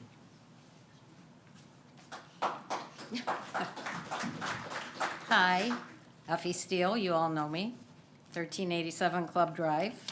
We've spoken about all of this. I've spoken with everyone in this field of vision here. Quite a few people over here attended every meeting, and yet here we are today. And I had no idea that Alice had written what she wrote, but was I a better writer, I would have written what Alice wrote. And I would have repeated exactly what Valerie said. So I sent a public comment in to you guys, and I asked, do we not have a master plan? Do we not have a new strategic plan? Why, yes, we do. I know this because I contributed to the latter. All of the above decision-making bodies, especially the zoning board, are supposed to uphold our ordinances, protect the health of our citizens, and protect the green and blue spaces, which are so precious and fast disappearing. We will not be the gem that we have been for long at the rate they are going. If people who are supposed to represent us have become desensitized by the developers and fear of right-to-build litigation, then they should not be a part of the process. We should be making new selections. So tonight, we are still facing what we asked the developer on day one. And the gentleman who responded to me is in the room right there. We said, well, nice development, but we'd like it further away from our homes. We're hearing 55, by the time the balconies are there, they're really only 35 feet away. So we're wordsmithing there. Decrease the density of 3 to 1 next to our homes was the second request. We need a much bigger double buffer of green space between the neighborhood and the development, which at the time were 1 row of arborvitae short. Number 4, we have flooding concerns, especially on Glen Grove. I got a response. I'm going to quote, "I am changing nothing unless the township makes us." So here we are today, facing the same issues. An overly dense development, which is too close to the neighborhood homes. The developer has amicably agreed to plant more trees, but it's not enough. So you guys are going to have to come in and fill in some of the other spaces if you approve this development. And I will come into the office and show you pictures where you will need to do that, if you need to do that. And let's not forget that we're losing 13 and a half acres of green space. As beautiful as it is, why was the pond not reduced so the developer could allow more green space for the neighbors? We were already going to lose all our Effie, trees. excuse me, you're at Okay, 3 minutes. all If you right. could wrap it up, we'd appreciate I it. will. I'm on my last 2 sentences. The units should comply with the 35-foot spacing in between units, have 40-foot setbacks from the street, and have a road which is wide enough for emergency vehicles. We keep being told to trust the process by you guys. You are the last deciding body. You are elected officials. We thank you for all your attention because you have met with all of us and helped guide us so far during this very sad process. But it is time now to do the right thing. Thank you, ma'am. Thank you.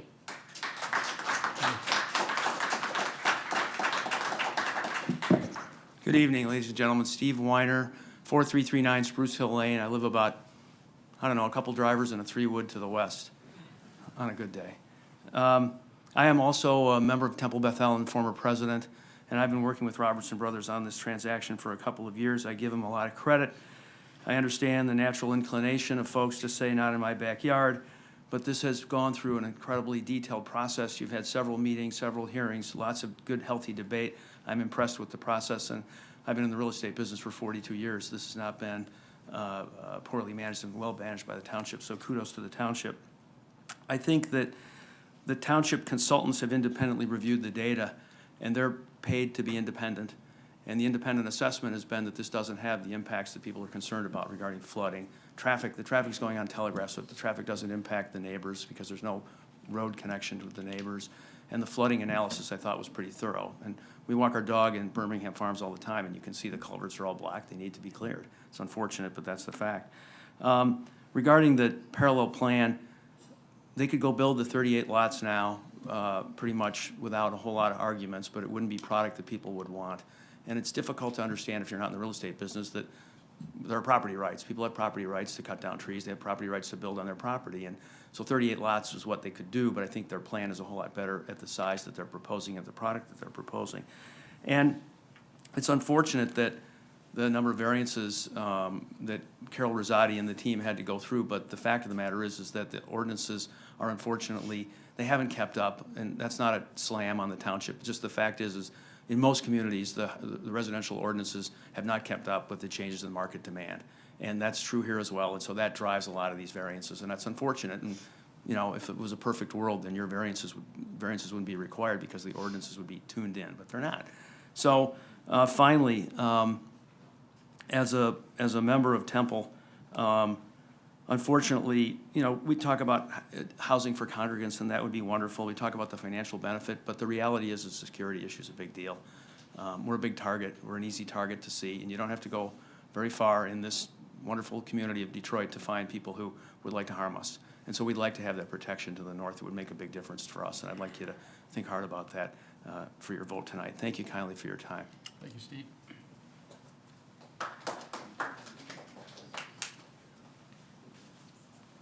Good evening, I'm Joan Dunbar, and I live at 7196 Glengrove Drive. I think I have sent emails to each and every one of you, and I have also sent emails to the public comments. So I'm not going to reiterate everything that's in those emails. I'm not going to follow on what everybody else has already told you. The people of the subdivision, the majority of the people in the subdivision, and I'd say everybody who is living adjacent to this development, is against this proposal, and I'd like you to reconsider and continue the discussion, because I do think that we need to come to a compromise rather than allow this to go through as it currently stands. Thank you very much.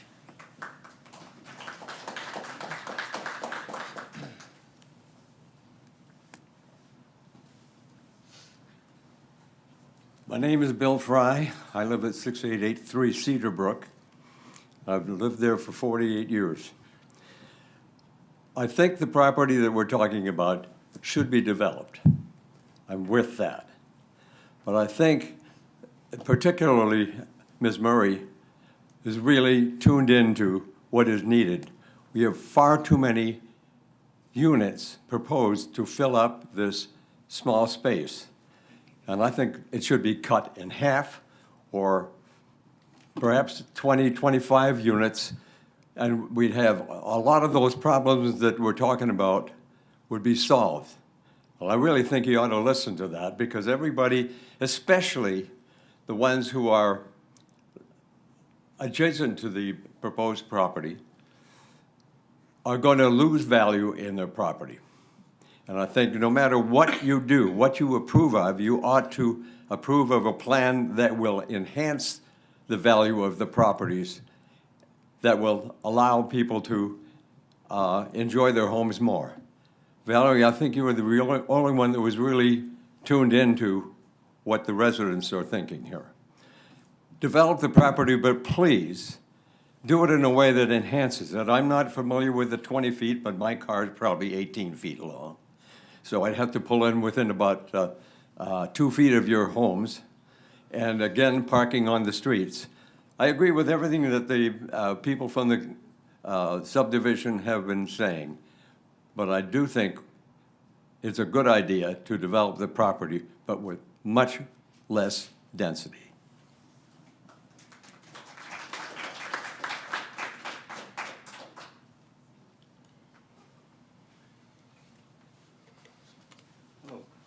My name is Raga Seifeldin, 6956 Cedar Brook. That's about 5 houses down from Telegraph. So I'm one of the people directly affected. I strongly object to the proposal as it is.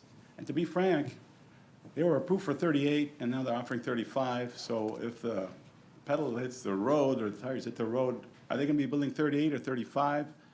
I have a lot of suspicions and a lot of questions brought up by the zoning board, this whole process. But I want you to know, besides myself, I'm going to be directly impacted, the front line, as it were. I have neighbors of mine on Cedar Brook. They're already actively looking to sell their home because of this development, because of whatever, 6 months up to 2 years of construction, the noise, the trees, everything, all that, the whole 9 yards. They're already doing it, and they spent lots of money in the last 6 or 7, 8 years improving their home, making it beautiful. It's one of the most beautiful houses on the street. And because of this, they're moving out. I mean, they're actually putting their money where their mouth is. They're actually going to put up a sign soon. So please have that in consideration. I'm one of a few people on Cedar Brook, and then the other road that's on the other side of this, the proposed development, that's a lot of impact. That's a lot of sadness, upset, quality of life, and, you know, think twice about what you're doing. You got to weigh a lot of stuff, I know, for the whole city, the tax base and improvement and all this stuff, besides the concerns of the people, you know, the trees, the birds, the air, everything. You have a lot to juggle, but please don't undervalue the impact that it'll have on people like myself. Thank you very much.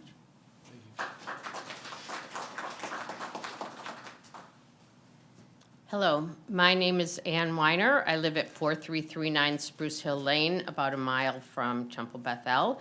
I am on the executive committee of the Board of Trustees of Temple Bethel. And I think our biggest issue is really security.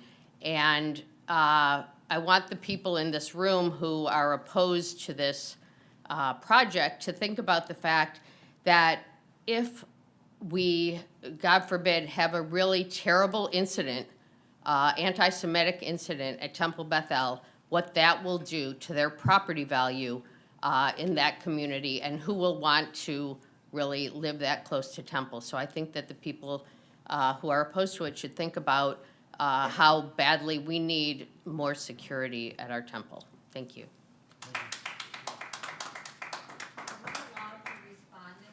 No. Hi, my name is Aman Dillon. I'm 7127 Glen Grove. After listening to all the discussions tonight, I feel that there are too many issues with the project. The current proposed tonight, I think we should table the, as it's submitted, with the density and everything. Thank you.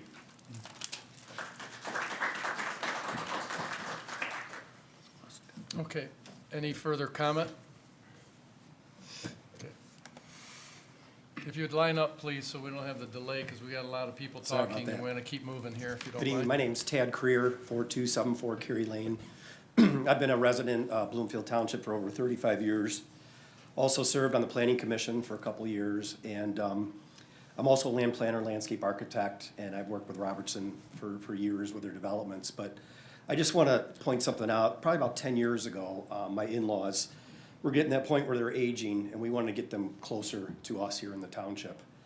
And we couldn't find anything. They live in a quad level with lots of stairs, a big lot, over an acre. They wanted to downsize. They didn't want the maintenance. They wanted to be closer to their grandkids. They wanted to be closer to us. We wanted them closer. We couldn't find this kind of product in the township. It just wasn't available, at least at that time. So I think it's really important that you consider that and provide for this. The other thing I want to say is professional land planner, licensed landscape architect.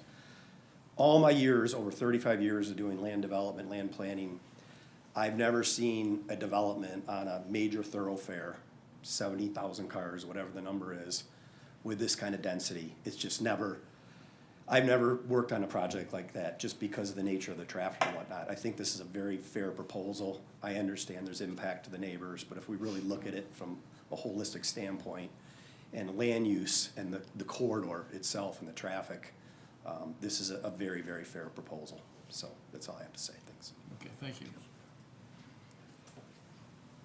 My name is Ligia Galizia, 7408 Cathedral Drive.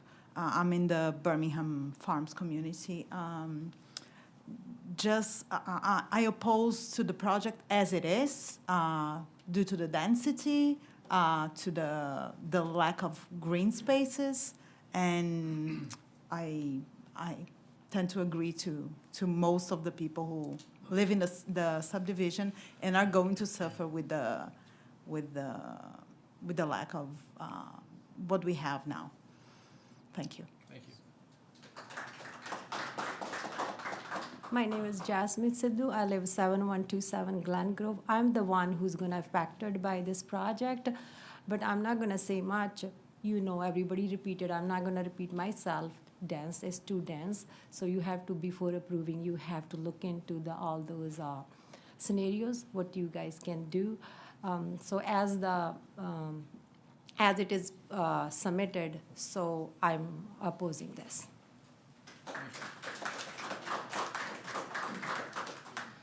Good evening, Peter Pollan, 7431 Cathedral Drive in the Birmingham Farm subdivision. Unfortunately, I was born a cynic. This isn't about variances, density, noise, wetlands, because we've gone through all that. They've made adjustments. It was said tonight that this is not in my backyard. And I understand that. I do. It is inconvenient to have a construction project that will probably last a number of years in your backyard. But that's not a reason not to approve it. I have found that the Robertson development, they have listened, they have worked with us. I want to thank them for the drainage study that was sent to the HOA. I don't know if the HOA president, the new president, distributed that to everyone. But a lot of the drainage issues in the neighborhood boil down to lack of maintenance of the residents and not cleaning out their culverts and water backing up. So again, sorry to be a cynic, but I think if it was about the variances and whatnot, the same people in this room would be at the meetings for all the other developments because they're fighting the ordinances, not about the project in their backyard. So I enjoyed working and talking with Tim and his group because they've been very productive. I approve this project and hope it goes through. Thank you. Thank you, Peter. Okay, I'll close public comment and open it up to the board for more questions. And Mark, I believe we left off with you. Yes, had a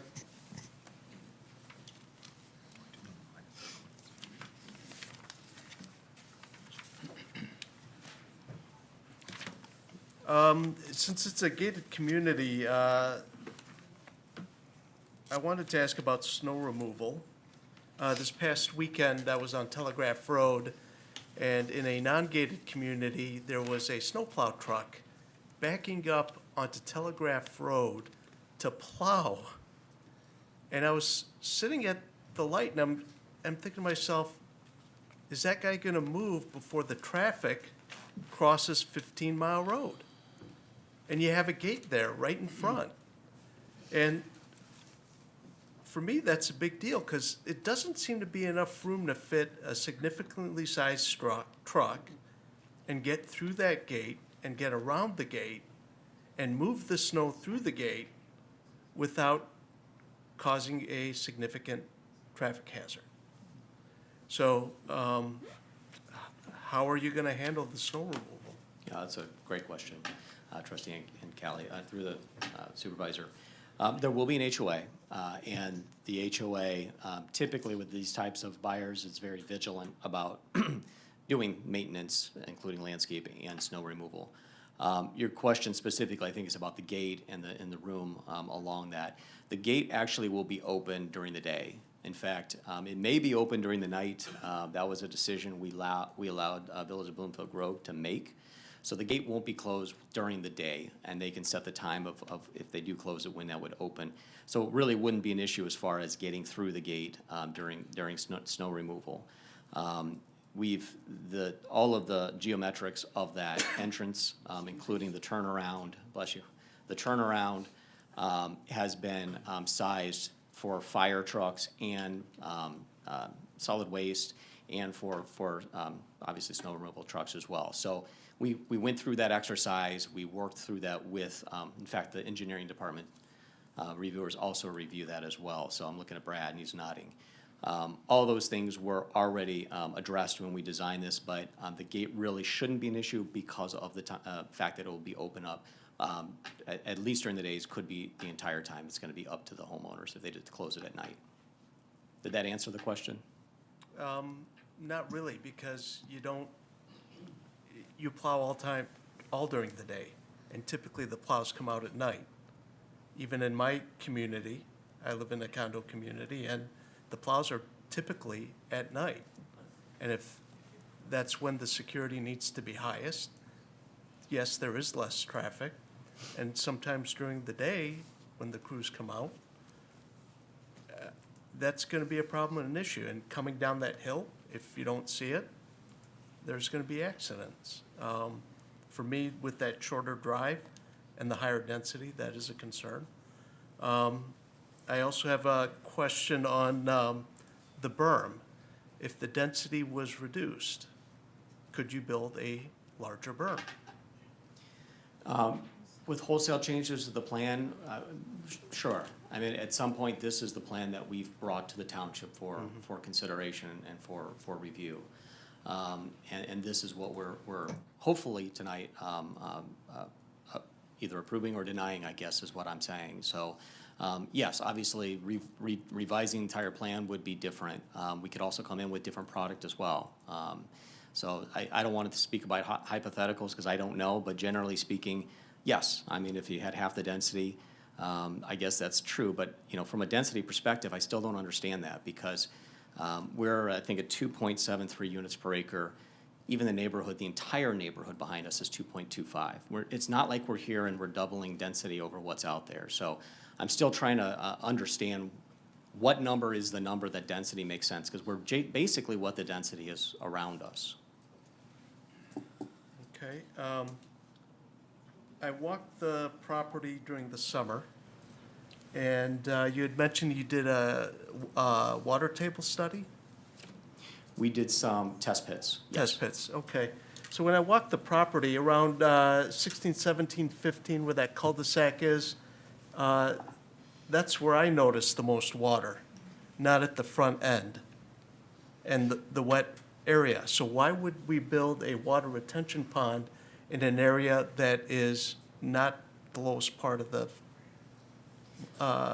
land? Yeah. Okay, so the water table is different than the wetlands. There are wetlands on both corners. That is correct. There is a wetland here that we're saving actually behind Unit 17.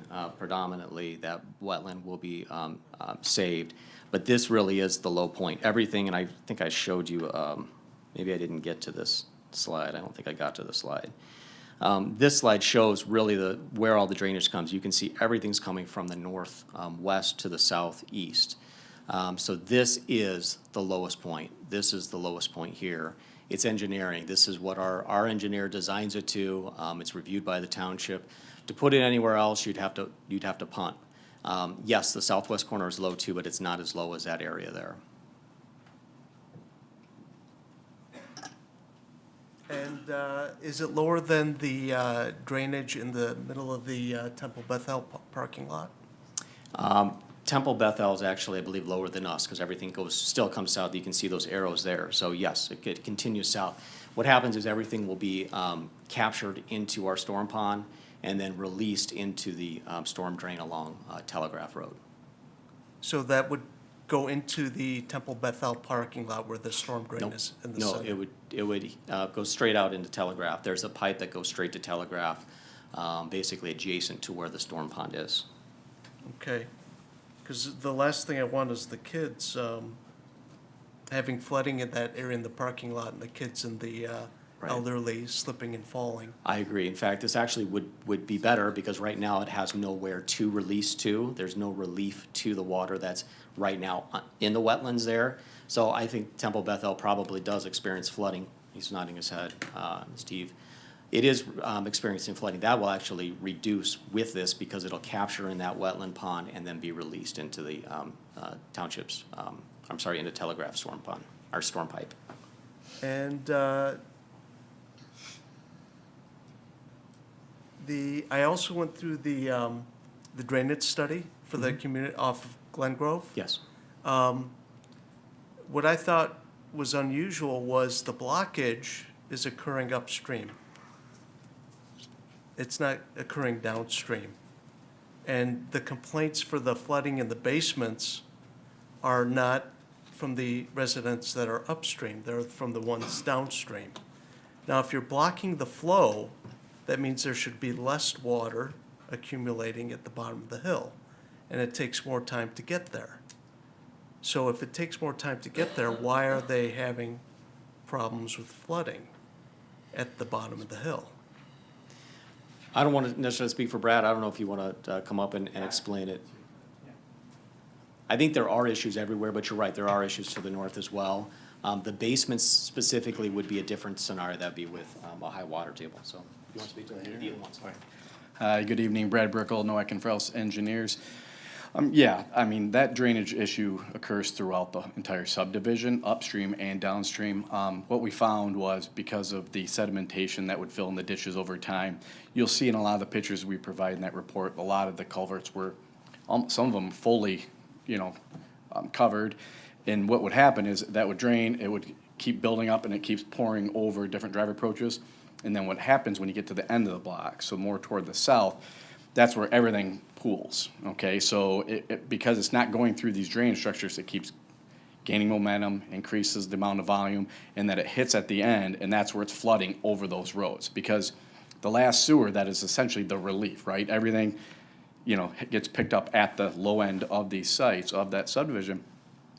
Number one, they don't meet capacity to the newest standards, okay? They were designed at a time where we weren't seeing as intense rainfalls as we're seeing now, okay? And what I mean by that is you're seeing a lot more rain come down at a quicker, shorter duration, okay? That's the big problem.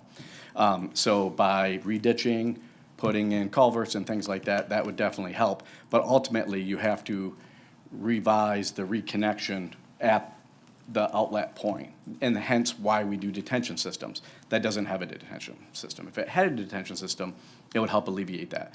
But that's a separate issue from the basements, okay? A lot of the basements, the reason that's occurring is because of the water table that everybody's referring to here.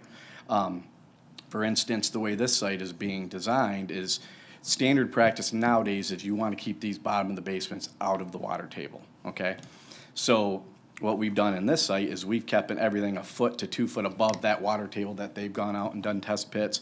We've recorded the water elevations over a year period. We did them initially, and then we've done them more recently in the spring when we know when it's the seasonal water table at the highest.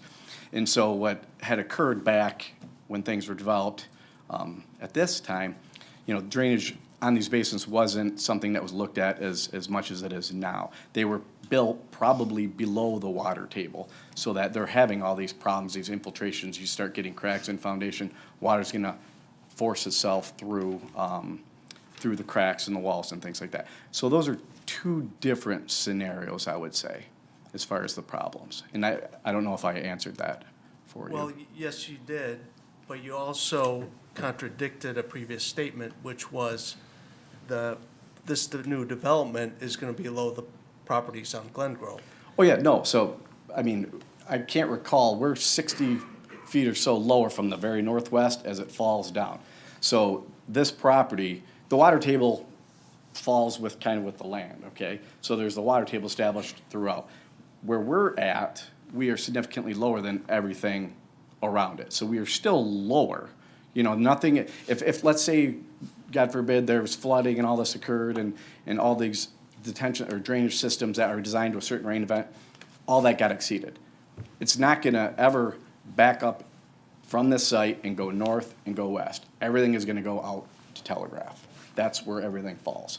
So if you did have an overland overload flood where, the detention system or detention basin that's 25% over capacity, that for a 100-year storm event, that if all those things happened, it would still drain, and that's what part of the requirement we have and what the HRC has with reviewing our plans is ensuring we have proper overland overflow. It's not just pipe design. It's where are we, if God forbid there's a flood, where is that going to occur at and who's it gonna affect?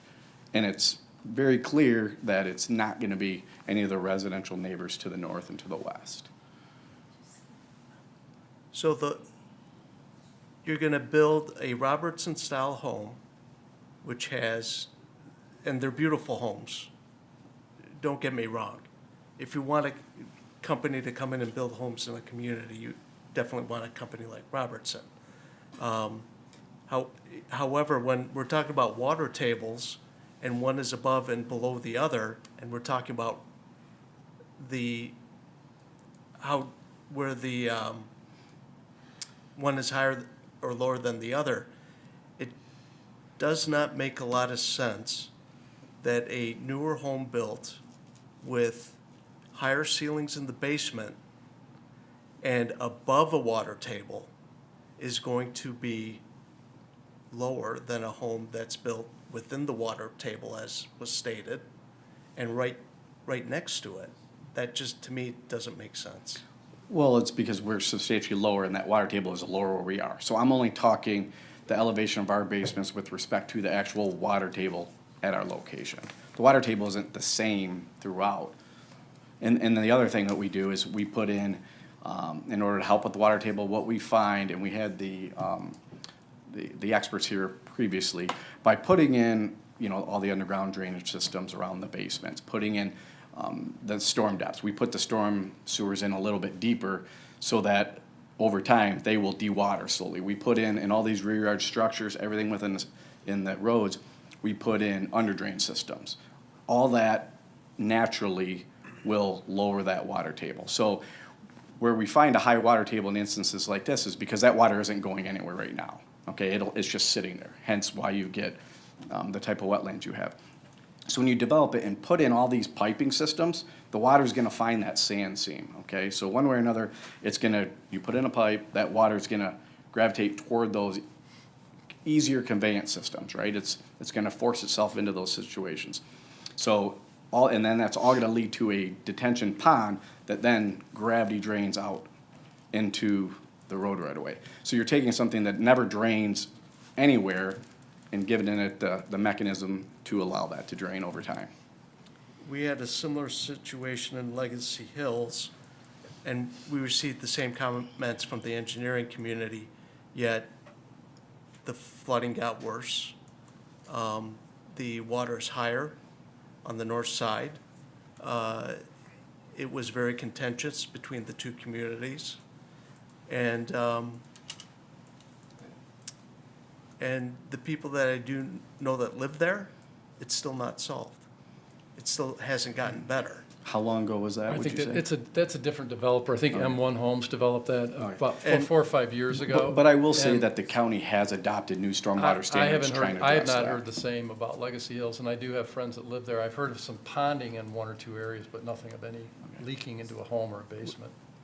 There was negotiations between the township and them, and attorneys were involved, so. When it was that developed? Pardon? As it was developed. This was after the development, and there were also problems Are with, you aware of any of that, Neil? there were also problems There were with some issues, porches. there's some issues that came up about 4 or 5 years ago, and there was some settlements, there were some agreements, and there was some concerns, but it was taken care of, and certainly was a different developer. It- Did it relate to decks? Was it about decks? It had to do with, It was decks, in the, going And to. patios. Yeah, patios weren't supposed to be there, correct. And it was more or less having to do with that, more than water getting into the house, but it was resolved. This is not about water into the house, it's about the drainage, the flooding patterns, and when you have this, our township engineers have a good reputation, but we still don't understand why. And the individuals that are suffering on the north side of Legacy Hills, they don't have solutions. And that water level hasn't gone down. I drive by there, I have friends in that community. yeah, I agree with Mark. I walked that property when it came to the board a few years ago. Michael, do you remember, Martin, what year that was? But it came to the board because. Yeah, but I don't recall anything about water problems. It was I don't deck either. locations, I don't either. encroachments. There I heard were, of some there ponding, were but decks that was and it. patios added, which they So- felt was And adding I'm to not sure the how it really relates to lack of this water. development. But I'm it not was sure how it really affecting relates to the this The question. reason why it Go ahead, relates Mark. is we did receive favorable feedback from individuals with good reputations, and did not happen as it was planned. There was flooding there before, there was water problems before, and my concern is it's going to happen again. Yeah, only thing I can offer is that, based on our topographic survey, based on all the water studies that we put a lot of time and effort and specialize in, the basic thing from all this is we're substantially lower than the development to the north and directly to the west of us. And that pond is at the low end of the site. So as we know, when water backs up, whenever it does, it finds its equilibrium. It's gonna overflow at the lowest point of the site. And the lowest point of the site is where we put the detention pond.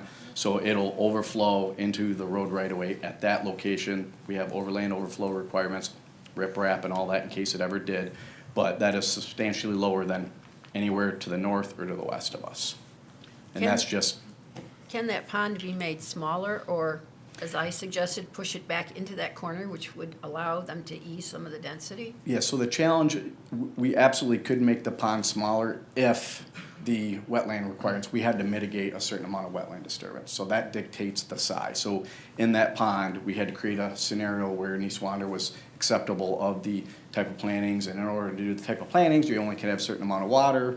And so that area was driven by the wetland mitigation. Okay, any other questions for Tim? Yeah, so, Tim, did you convey with your partners about what we're gonna talk about, those trees in the berm? Yeah, it sounds like, from what I'm hearing, 10-foot was the preference. And if we're at 8-foot, and we have 8-foot trees there, I think we're willing to go to 10-foot. I don't know if that appeases the board, but that would make sense to make up for the additional 2 feet. We're willing to do that. 10-foot Yes. berm or 10-foot tree? We can't do the 10-foot berm, it'd be an 8-foot berm with 10-foot trees along that. Which would allow an 18-foot separation, and what is the average size height of your home? I believe Mr. Robertson said it, but what is the average size height The of those? midpoint, I believe, is around 20 to 21 feet. So pretty close to almost not being able to see at all the structure.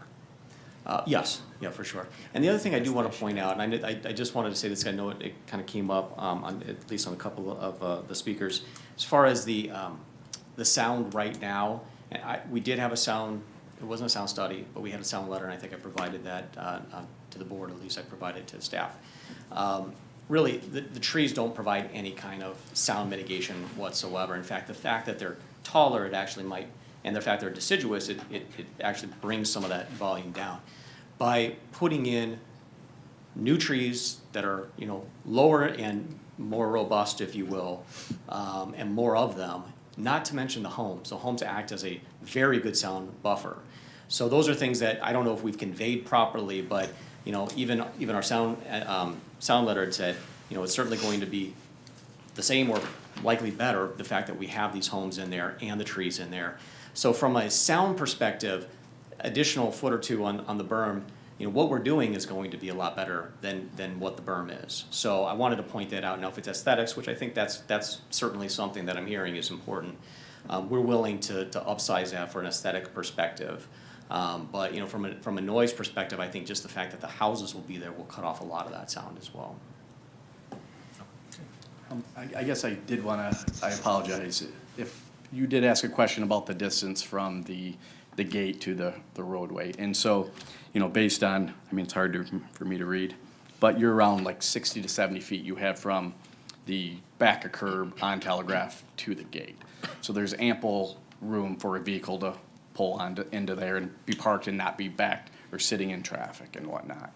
And then also with regards to, I wanted to, I guess, give a little more clarity on the driveways, if that's all right. So I'm not sure if the site plan is a part of this packet or the presentation, but essentially, if you look on units, yeah, so from units 1 through, let's call it at least 17, just for ease. So there are no sidewalks on that side of the road. Right. So the dimension that you're referring to, you're absolutely accurate. It's a 20-foot dimension we show on the plan. And what that is, that's from the face of the house to the easement line. Let's call it the right-of-way line for all sakes and purposes. And so that road's it's a 60-foot right-of-way. You have a 27-foot road. So essentially you have like a 16.5-foot from back of curb to that right-of-way line. So if you take that 16.5 plus the 20-foot setback, you actually have a 36-foot driveway to the front of the house. And as Tim mentioned. From the center line you're talking about? No, from the back of curb. From this point right here. Yeah, page 190 in our packet will show that. It might be helpful, we could speak to it, but no. I'm looking at it, that's why. Michael, did you have a question? Yeah, I do. Thank you. Tim, can you hear me? Okay. Yes. I didn't hear the audio. When did you first approach the township with this idea, this plan? Do you remember? Yeah, it was certainly in 2024. I actually have some dates here, which I think I didn't get to. So we first met with the neighborhood at our design center back in September of 2024. So we had some initial conversations with the township even before that. But, again, really it wasn't, we didn't start making changes to it until we met with the neighbors back in September. So it's been a year and a half. Right, so, because I remember seeing it sometime last summer. Yes. The idea, the first version. And then I looked it up that the first public meeting was the design review board, which was June 18th of this year. Yes. Do you have that up there? Yes. June 18th. Yeah, so Okay. this basically says we've met with the neighbors twice before we even had got to the point of submitting. And then we even had a couple meetings with the HOA and then the design review board. Right. So the neighbors were aware, the township was aware. Yes.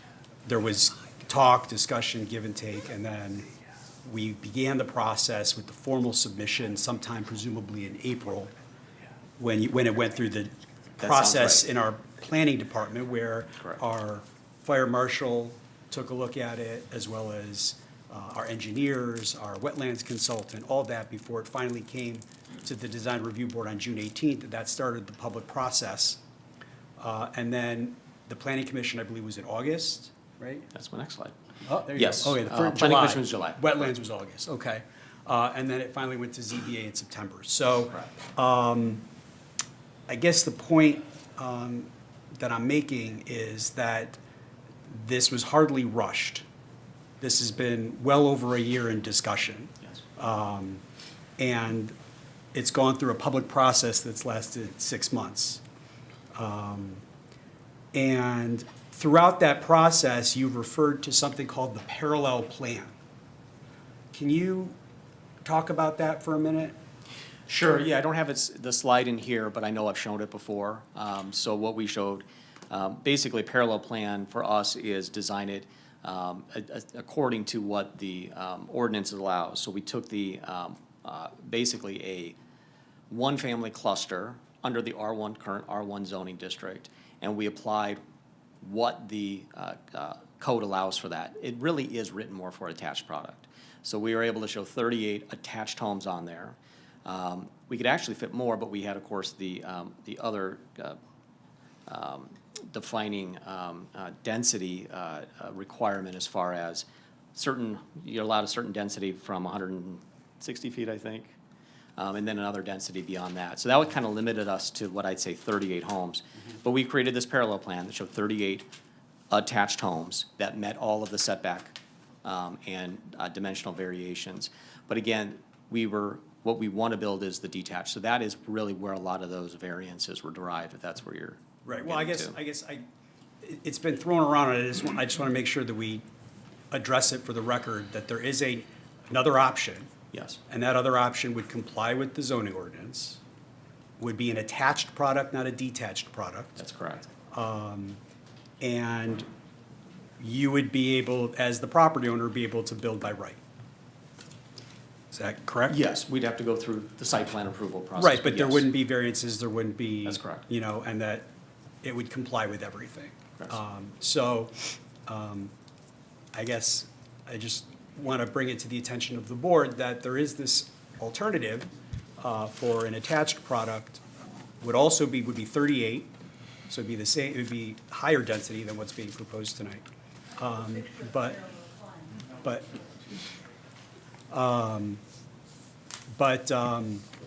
just wanted to address that, so. Anything else, Michael? No, that's, I mean, I have other comments, but I'm let other Okay. people have their questions asked.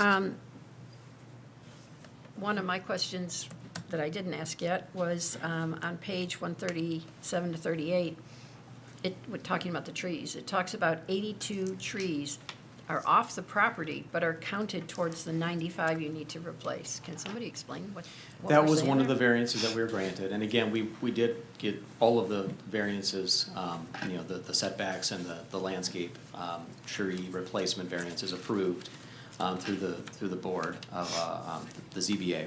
But that was one of them. Technically, I think you have to have all the trees on site to count.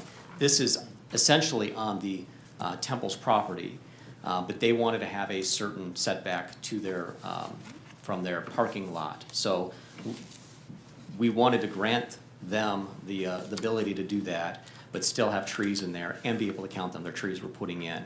Functionally, it's just a technicality because, you know, that land, we could have purchased from the Temple as well, but they wanted to have that buffer from the point of the parking lot for security purposes. So that was one of the variances that was granted. Okay, because I sat through the, If I can just clarify that one. Sure. Just to clarify, so the request at the beginning was that even though Robertson Brothers couldn't meet the letter of the law in terms of replacing the caliper, even though they're adding additional trees to the Temple property, we cannot count those trees on the Temple property to be counted towards the Enclave. So the point being made, and I think what Tim, correct me if I'm wrong, is there are additional trees that they're planting on the Temple property that are not being calculated towards the Enclave property because they're on different. What it says on page 137, it says 82, quote, "off-property trees will count towards the 95 replacement." That sounds to me like not right. I don't understand it. I mean, if you Okay. can explain it, that'd be Okay, great. let me take a look at the ZBA. Okay, and Tim, I asked a bunch of questions early on, and things like, can we move the pond? Can we move that driveway? Because that would allow you to ease some of the density that is what we keep hearing about. Yep, so we did look at that, because that did come up late in the game, and we heard about that. MDOT will not allow a 90-degree turn there. It's not a possibility to be able to ask them to have another connection there. So we've looked at it, and again, the Temple is not willing to basically deviate from that connection there. But it's also dangerous to have a 90-degree turn there as well. I mean, you don't have to have a 90-degree. You could do that exact same slope, but move it, I don't have measurements on here because there's no measurements, it's just a picture.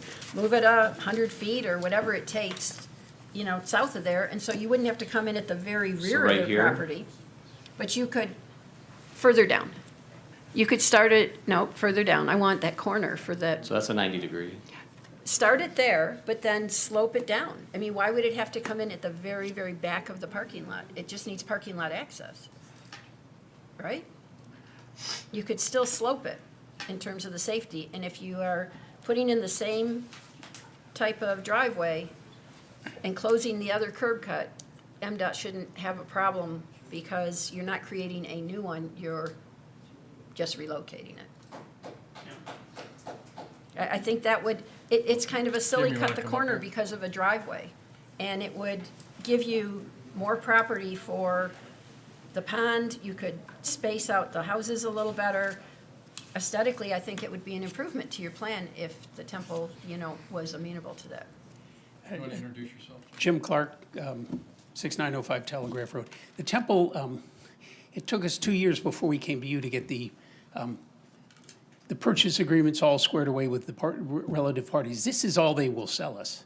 And the Temple's here and they can speak. They will not, it's a great idea, but we have to work with what it is we're able to buy. And we have a contract to buy exactly what we're showing you, and we're not in a position where we can go back.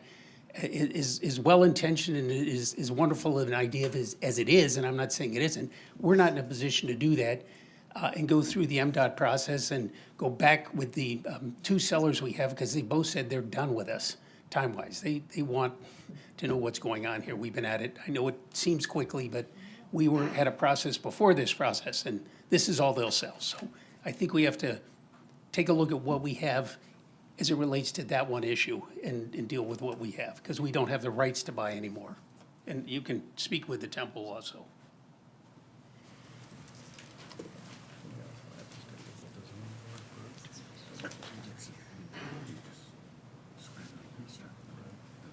Okay, any other questions for Tim or Andrea? Oh, sure. There was a variance granted for that tree replacement caliper. I'm reading the Michael J. Dula report. Landscape. That's the setback. There was an offsite on two. I sat through that whole ZBA meeting, I was here, and I don't remember any discussion about it. It's just, I sat silently in the back, I didn't want to butt in, but I don't remember hearing anything about that. Or we never heard about the parking one side of the street or any of that, which seems like things should have been talked about sooner than tonight. The parking is not a variance. It's, I think, typical for this type of development, so that is something that is allowed by fire. So that would not come up in the ZBA. It's just a concern to me that a one-entrance, congested, closed environment for seniors, and it has very limited street parking and very short driveways. That's just my own personal concern. I'm not a designer. I don't do landscape architecture, but this is just for my own I'm hoping Brad was able to discuss enough of the driveways. At a minimum, I mean, some of them are 35 feet, so they're not. At a very minimum, they're 23, just in certain areas where there's the sidewalk. So we were very conscious of having enough depth for the driveway as well. So I'm hoping I made that I clear. think Martin has a comment or question. Sure. I'm going to start with a couple comments again. So first, it's mentioned that a question about parks, and of course, parks are something we think about often. The community thinks about it. Members of this board think about it. Temple Bethel has an interest in selling their property for a development for legitimate security reasons, which have been enunciated and are very important, and I think. And I give a lot of weight to that. So it's not going to be a park, and as much as others might want it that way because there are legitimate security concerns and the owners of the property get to make those types of decisions. Trees, the tree ordinance is currently under review, by the way, so people have asked about that. The tree ordinance is being reviewed. The engineering and other departments within the township are working really hard at that. You might hear something more from us in February. I do hear a lot of people say, represent us or residents want. And I think it's really important to note, in this instance, the petitioner, Robertson Brothers, is a resident. We're listening to what residents want on both sides of this issue. Owners and principals of Robertson Brothers live in the township and have lived in the township, and their concerns are as legitimate as everybody else's. Now, the people who live there, have had quiet enjoyment of this property for a very long time. But it's ultimately not their property, and it has to be, and it can be sold. I have, after having said all that, from 2 meetings of the DRB, that I've expressed some serious concerns about the proposal. And 2 things I want to point out. One, often you guys cite that the developments up the road are comparable. And I just don't see it that way. I didn't see it that way at DRB. I don't see it that way now. Most of those were developed before the current ordinances were in place. They're designed very differently and not really compatible with what you're presenting here. They're not really apples and apples. The parallel plan, Michael made a mention of that it's interesting to have a parallel plan, but it's not also it's not compliant. As I've seen it, it's adds it all up again, mixes the number to come to your desired number. But the key part about what was in the ordinance is that the back half of the development has to have no more than 1.7 homes per acre. That's the key part, the transition. Now, all that ZBA stuff's water under the bridge. That's done. We don't have anything to say about that today. Those variances have been granted, so it's a cluster option. But we're here to talk about the site plan review, and that's 42.6.1. And that grants us a lot of discretion to decide how best to make this work. And that's the nature of these questions. It doesn't try to throw a curveball or add more things or whatever else, but to try to work through this process. And this is the first time the board's had a chance to do that. The DRB is just advisory, and you heard many of the concerns there that you're hearing today, but the plan is still the plan that you're proceeding with. The Planning Commission is advisory. They don't get to decide or say no. The ZBA has spoken, and it's made a decision, and we're moving on from that. But right here under the site plan development, it's pretty clear. That the board here is able to make such requirements with respect to any matters that will ensure, for instance, the satisfactory and harmonious relations between the development of the site and blah, blah, blah, prospective development of contiguous land and adjacent neighbors. And I think that's the point of many of these questions is, are we getting to the point where we have a satisfactory and harmonious relationship with respect to the requirements that the plan has presented in the existing adjacent neighborhoods? So on that point, the berm, for instance, is it, I'm not sure why people talk about berms, but in my opinion, they're talking about berms because it's noise. They're concerned about noise. The berm would potentially, and the trees would deflect more noise. And as far as the density, I think that the concern I hear when people talk about density is the disruption. How many houses am I backed up against? How many patios are there? How many people are in their back patio having little cocktails and parties? How much noise does that generate? Some of that absolutely is to be expected. You know, you guys can build a development there. One specific suggestions I want to make with regard to that is this, which is if I count the number of homes that are on the existing neighborhood, I get 14. And if I count the number of homes you're putting in along the same line, I get 17. I would propose that you make the two numbers the same. And that would, in my mind, achieve the satisfactory and harmonious relationships between this neighborhood and the next one. The next question, so that's my proposal to consider, I throw out there. The other is, so the decks. The setback line you've talked about, I believe is from the house to the property line, is that right? Sorry? Which setbacks? The setback from, between the homes and between the backyard and the property So line. the rear, yes, it's setback to the house is 55 feet. Is there a regulation in the site plan about the size of decks that can be built? I don't believe so. So they could be, Oh, well, we're proposing to have from basically that furthest point, a 15-foot deck. So we're I guess, stipulating that it can't be any closer than 40 feet to the property line for a deck.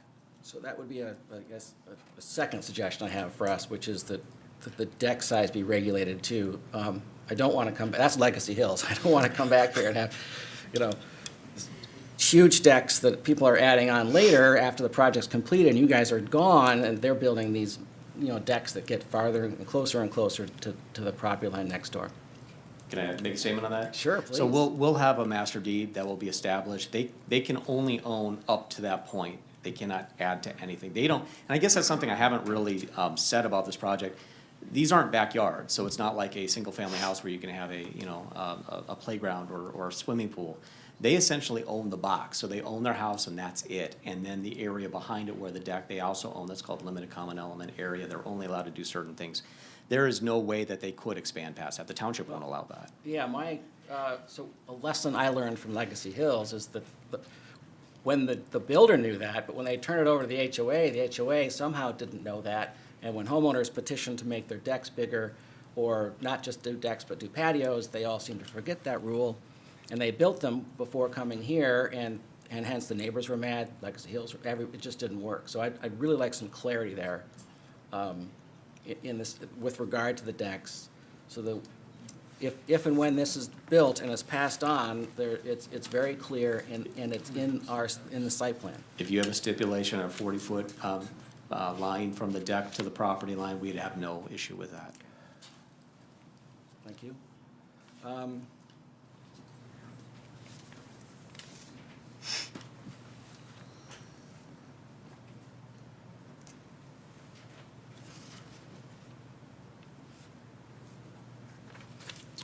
That is all I have right now, but just to go back and review the deck, some sort of site plan delineation about how far the deck has to be set back.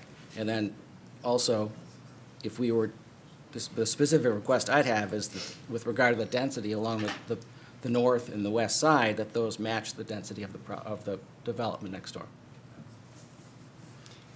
So from our perspective, obviously, this is the plan that we're proposing tonight, and it's obviously come a long way from even when we came to you with the DRB.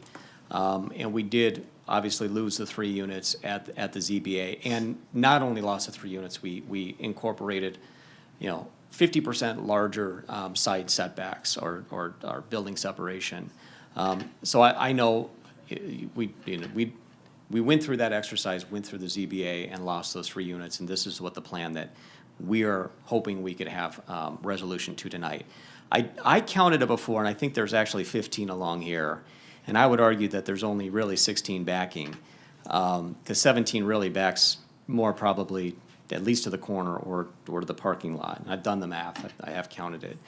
I guess my only thought on that, to be honest, Mr. Trustee, is that this is a single-family neighborhood that we back to. We are a different type of use. We're a cluster. We have access to Telegraph Road. We are not a single-family neighborhood, and we're not trying to be. We think we're a transitional use, and we are a cluster. So to match up exactly to that, I don't believe that really is, I think, the intent of the cluster ordinance, but really the fact that we're not trying to mimic them. It's a single-family neighborhood, it's just different. You have different uses against other uses all the time. It's called transition, and to match it exactly, I think we've gone as far as we're willing to go in regard to the number of units specifically back into the other one. So we're one off, maybe count it two, but from our perspective, it's not the same, it's not apples to apples. This is a cluster with a single access off Telegraph Road. It's a different project. If it was apartments, there'd be a lot more apartments adjacent to the north and the west. So we think this is a very good transitional use. Thank you, Tim. Any other comments or questions from the board? I've Thank you. got Yeah, Mark? questions for Andrea. How are you? Good, how are you? Good. When we set the hearing 2 weeks ago, you'd mentioned that there were no neighboring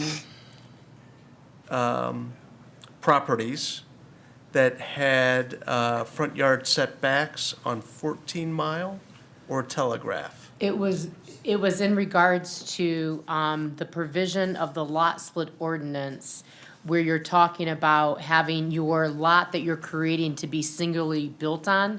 So for a lot split, when you're creating a single lot to be developed, you have to meet an averaging of lots within 500 feet. In this instance, because they fall under the provision of section 18-229 of the cluster, or I'm sorry, of the lot split ordinance, division does not include a property transfer between two or more adjacent parcels if the property taken from one parcel is added to an adjacent parcel. So therefore, it doesn't have to meet that criteria of the fronting averaging and the fronting width, because it is a transfer between, you're not creating a sole buildable lot, which is the intention of that lot split provision, is to make sure that that single lot that you're creating to be built upon meets the average area of what's around it. That's how we verify that it's comparable to the adjacent layout, like in a residential neighborhood.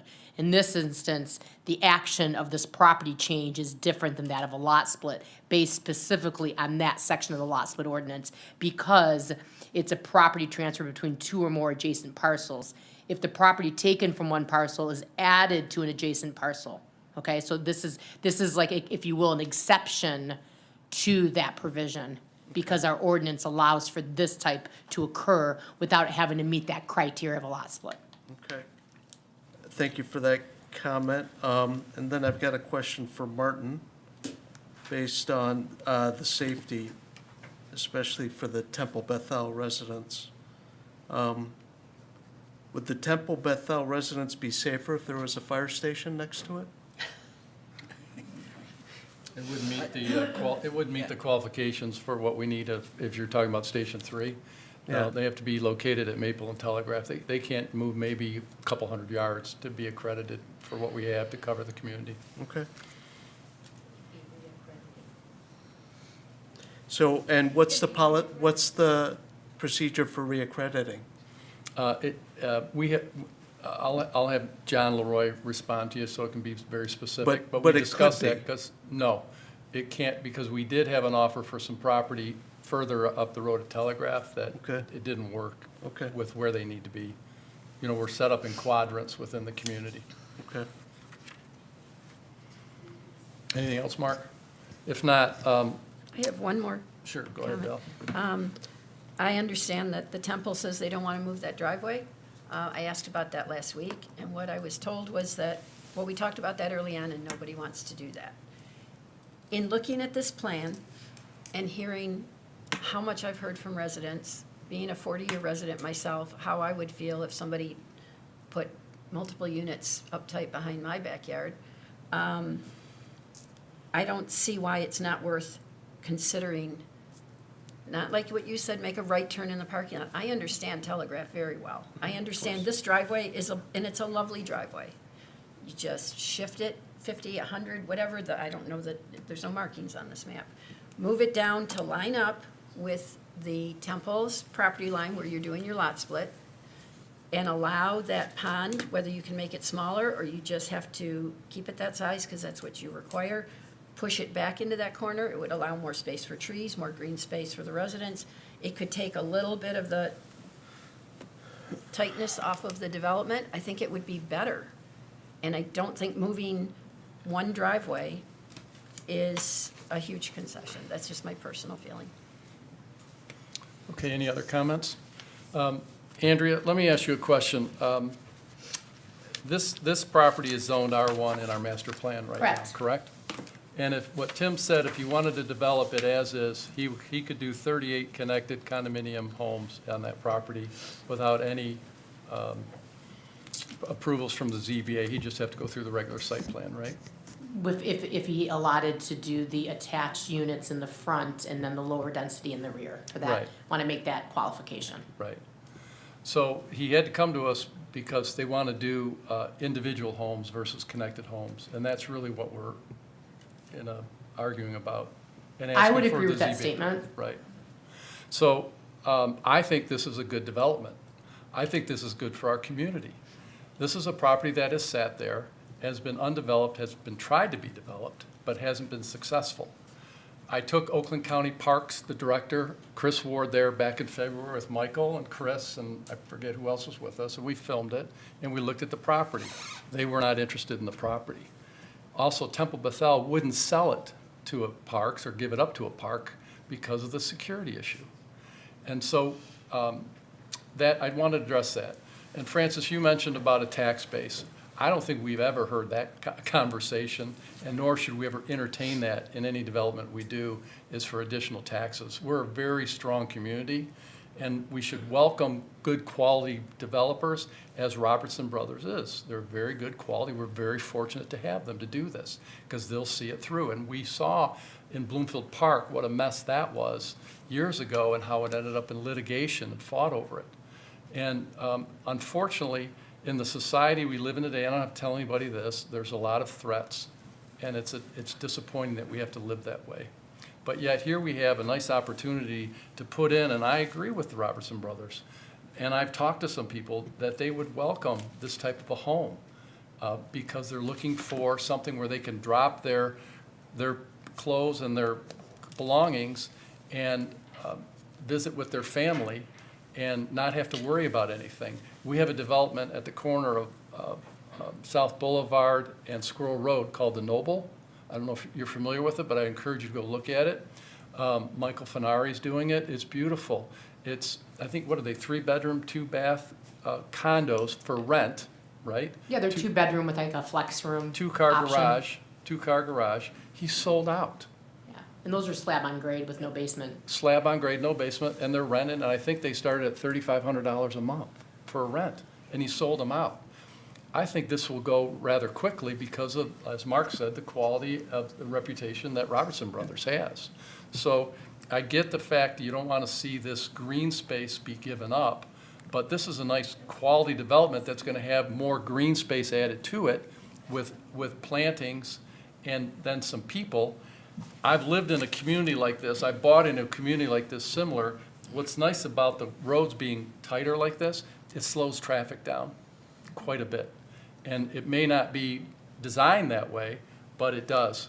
And it's, so for safety purposes, I currently live in a condo association in town here that is much smaller than this, that almost mimics this, because Mark was talking about the snowplow, or if you have guests over, it does work. It is a little bit tight, but it does work. My driveway at my house is probably 20 feet at the most, I bet, or maybe 25 feet. And if somebody pulls in one of those extended Suburbans, you know, they have nowhere to go. You can't even get it in our garage. So if they build a garage, I just hope you build it big enough to put in a Suburban or a pickup truck, because that's frustrating. Okay? But we did listen to everybody here. We met with you multiple times, and I appreciate what everybody said. We're still getting emails about it today, and we'll respond to your emails. But I do think this is a good development for what has been proposed in the past and what that property sits with today. So I would like at this point to entertain a motion. Yeah, I was going to make a statement, but I couldn't say anything better than you said, Mike, because I do agree with you. And this is a piece of property that's been empty for as long as I've lived out here, and it's been a long time and longer. And I think it's a great use. There's a buyer who has property rights. It's not a piece of property for a park, as Mike has stated. Park Commission's not interested in it, nor would I like to see a park on Telegraph Road anyway. But this is the buyer, and this is the plan that's before us. And actually, people have listened. You may not feel that way, because maybe you're not getting exactly what you want all the time, but the developer has listened to you, we have listened to you, and there's been some compromise, and there's certainly much more green space than is currently there in some respects, because it's going to be there year-round, as opposed to in the winter, you have trees with no leaves. So I think it will be helpful also in reducing the concern about the noise and safety, and it's certainly very important to Temple Bethel. It's a good project that they could sell and at the same time increase their security. And they've already had incidents there, which everybody is aware of, and I think it's very important that we do something that's beneficial to the community, is beneficial to Temple Bethel, and is at the same time, if it's maybe not 100% harmonious to the surrounding neighborhood, I do agree with you, Tim. It's very much a transitional type of project. We've had issues in the past with so-called harmonious projects up next to the Johnson Nature Center, and that resulted in potential litigation, which we had to come up with some creative ways of avoiding the litigation. So I think this is a good project, and certainly, I think, listen to the board, and I would like to make a motion on, first of all, I know there's 3 motions, correct? Two? Okay, so first, let's do the lot split. So I'll make a motion that the lot split approval for Temple Bethel to convey 4.23 acres from the Temple Bethel property to the vacant properties immediately north of Temple Bethel to result in a single 12.91 acre parcel for the Enclave single-family residential development. Support. Support? Okay, and then we'll have the clerk do a roll call vote. Mr. Barnett? Yes. Ms. Murray? No. Mr. Antocli? No. Mr. Kalinsky? Yes. Treasurer Shostak? Yes. Clerk Brook, yes. Supervisor McCready? Yes, yes. So it's 5-2. Passes 5-2. Yes. Okay, thank you. And can we have a motion on item B? Now I think we need the amended site plan on Temple Bethel.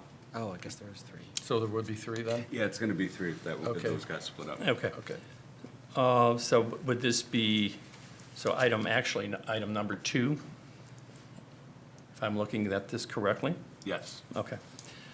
Based on the recommendation of the Planning Commission, it's recommended that the Township Board consider under what conditions as amended site plan approval may be granted for Temple Bethel subject to the compliance with the requirements of the Township departments, compliance with the requirements of the Township's landscape architect. Good. Support. Support? Martin, can you do a roll call vote? Sure. Mr. Barnett? Yes. Ms. Murray? No.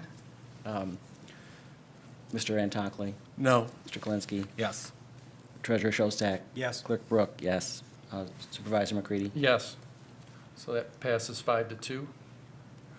And then final, Okay. So, based on the recommendation of the Planning Commission and the Board's review of the one-family cluster option proposal as submitted, it is recommended that the Township Board consider under what conditions site plan approval may be granted by the Township Board for the Enclave development subject to, so there'll be some changes in here. So we have compliance with the requirements of township departments, compliance with requirements of the township's landscape architect, compliance with requirements of the township's traffic engineer, compliance with requirements of the township's environmental consultant, seeking approval and permits from the Michigan Department of Transportation for work on the Telegraph Road right-of-way, payment to the Township Woodland Trust Fund for deficient tree replacement, conditions of the August 4th, 2025 Wetland Board. And in addition to that, as we discussed, that the trees on the berm will be 10 feet. And as Martin had recommended, which I agree, because we don't want to go through Legacy Hills and the issues that we had there, that the decks have a 40-foot stipulation from the deck to the property line, as agreed to. Do we need to add that the berm is 8 feet? Yes, and the berm being 8 feet. Thank you. Okay, just making sure. Okay. Support. Support? Can we get some discussion for a second? Yeah, sure, Michael. Okay, I just want to say a couple final things, and there may be other members who want to as well. So this has been a process that's lasted well over a year. We've had a lot of public input. We've had a lot of public meetings. And we come to the board for the final site plan approval, and we've heard a lot tonight about density. And I wanted to make the point, I didn't get to say it earlier, but for better or worse, we're not the decider of that. The decider of that is the Zoning Board of Appeals. And they are a quasi-judicial board that makes that decision. In fact, if the developer or anyone wanted to appeal that, they wouldn't appeal it to us. It would go directly to the Circuit Court of Oakland County. We are not in that chain of command, if you will. And so that decision has already been made. The developer now, the property owner now has the right to develop at whatever the density is, 2 point whatever. And so we can't, in my view, we cannot use that to make our decision tonight, because that decision has already been made.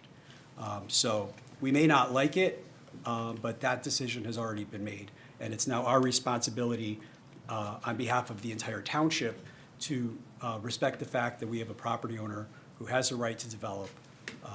And I don't think that there's enough here that it's passed all of our inspections, it's not inspections, approvals in terms of the fire marshal, approvals of the engineers, the wetlands consultant, all of our planning building folks. And so we have the obligation to reflect that they have gone through all the hoops and they have the right to develop.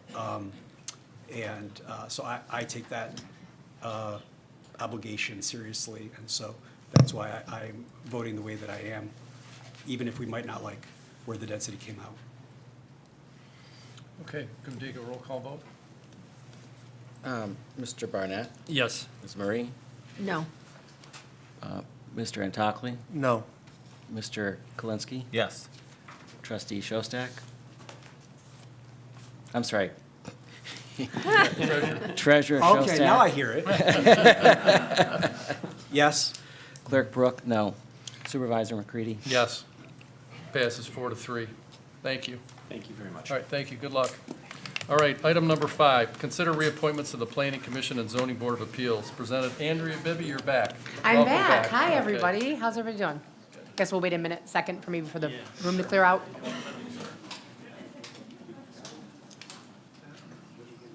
Hey, Neil. Thanks for having that.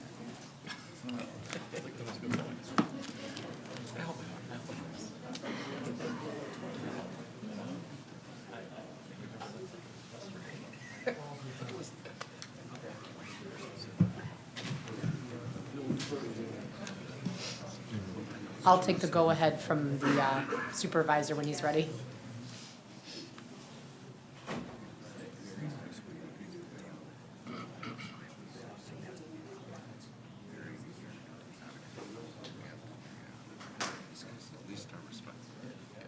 Okay, you ready, Andrea? Yeah. Okay.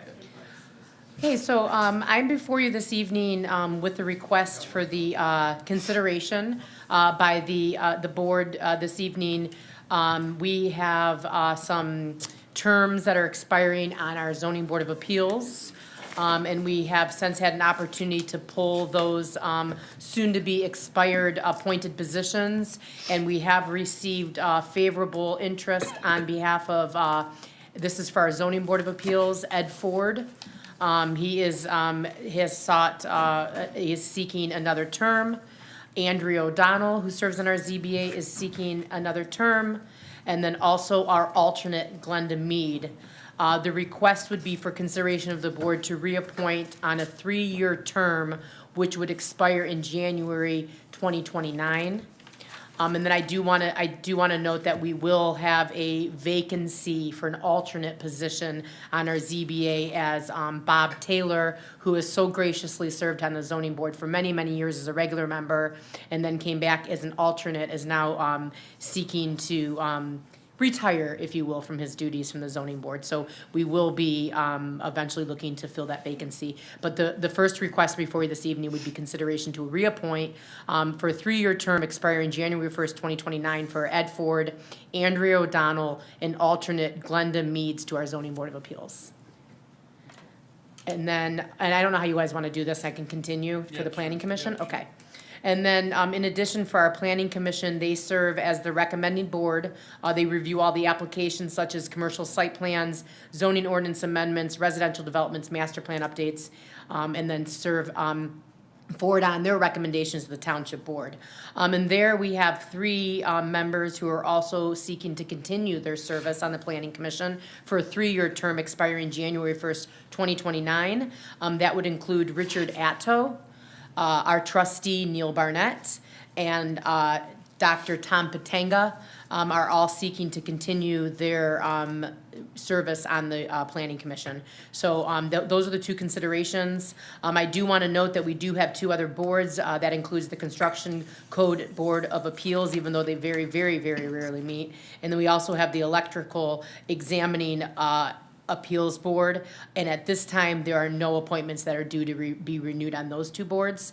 So this evening, I'm looking for your input and consideration as it relates to these reappointments. Thank you, Andrea. Any comments or questions for Andrea? When are we gonna post for the alternate? That is something definitely I can work with the supervisor's office on, and we can look forward to getting posted for that, absolutely. Just because we've had a lot of people have spirited discussion about wanting to get involved, this gives people an opportunity to then be part of it and be a part of the change if they want to hear. So this gives them great opportunity since they just talked about it. There will be, I'm sure there'll be information on our website in terms of how somebody, an interested party, would be able to apply. Perfect. Thank you very much, Andrea. Were these posted or not because the person sitting in the seat's gonna continue? These are asking for reappointments, okay? So we didn't repost for reappointments. We reached out to our current standing members and asked them if they were interested in being reappointed. Okay, yeah, I just didn't know, when there are people around the, in the township that would like to get involved in these boards, do we just keep reappointing it until they feel they're done? Or is that, because, like election, we could be out every 4 years. Me being newer at the helm of PBO, I'm interested and more than welcome to hear input and feedback regarding those considerations. I know there has been some discussion about, I know the clerk and I have had some discussions in terms of wanting to get more people involved around the township and maybe tap into some different groups of people. On a separate point, I'm looking forward to the master plan update, which I know I keep bringing up, but that's going to be a great opportunity for residents across the township to really, truly get involved and really have some public input opportunity. And really, at that time, would be a great time to really maybe reach out and kind of expand our horizons a little bit. Yeah, because I know it's, some of these are thankless jobs and people work hard to take these positions but on the other side of it is we're having some contentious issues and residents are questioning, so to keep putting the same people in over and over and over again, at what point do we consider, somebody new? It just. Well, Ed Ford, I believe this is his 2nd term. Okay, so he's relatively new. I believe this is Andrea O'Donnell's 2nd term. And then alternate Glenda Mead, she's been an alternate and she's only called upon as needed. And then So I'm just responding in terms of their service so far. And then, yes, some of our planning commissioners have been appointed have served multiple terms. But again, I'm open to any future consideration or discussion on how we may want to take a different look at maybe getting some different board members in those positions. I'm certainly open to that. All right, thank you, I appreciate it. One quick comment is that, these are really important bodies, and people who are on these things work really hard, and the body of work, the volume of work, the body of work they do is incredible. Planning Commission too, is even Neil, especially Neil, who knows so much and offers so much to the Planning Commission over a long period of time. So thank you for your service on these bodies.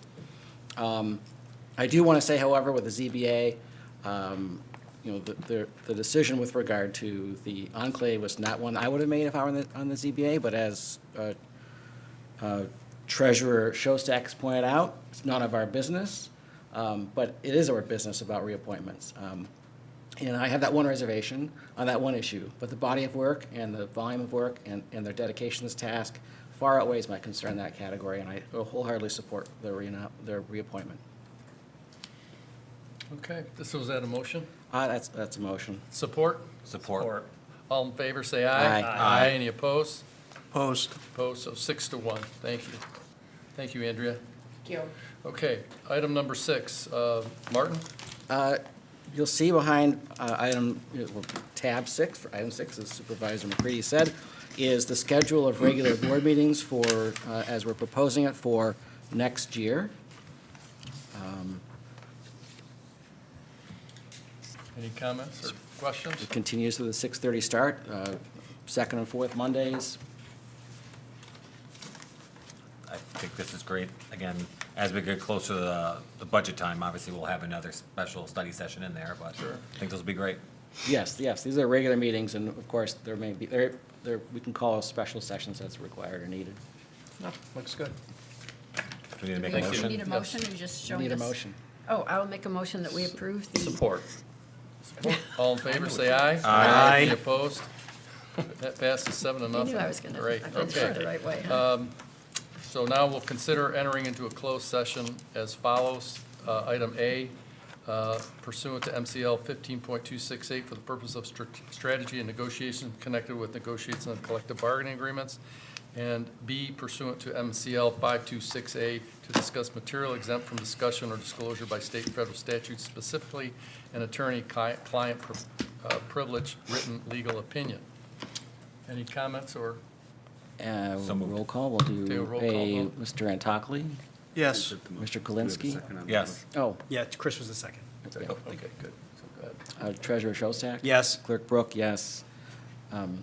Ms. Marie? Yes. Trustee Yes. Barnett? Thank you. That passes 7-0. Yes. Oh, Okay.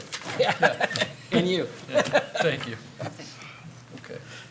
And then we'll come back right afterward.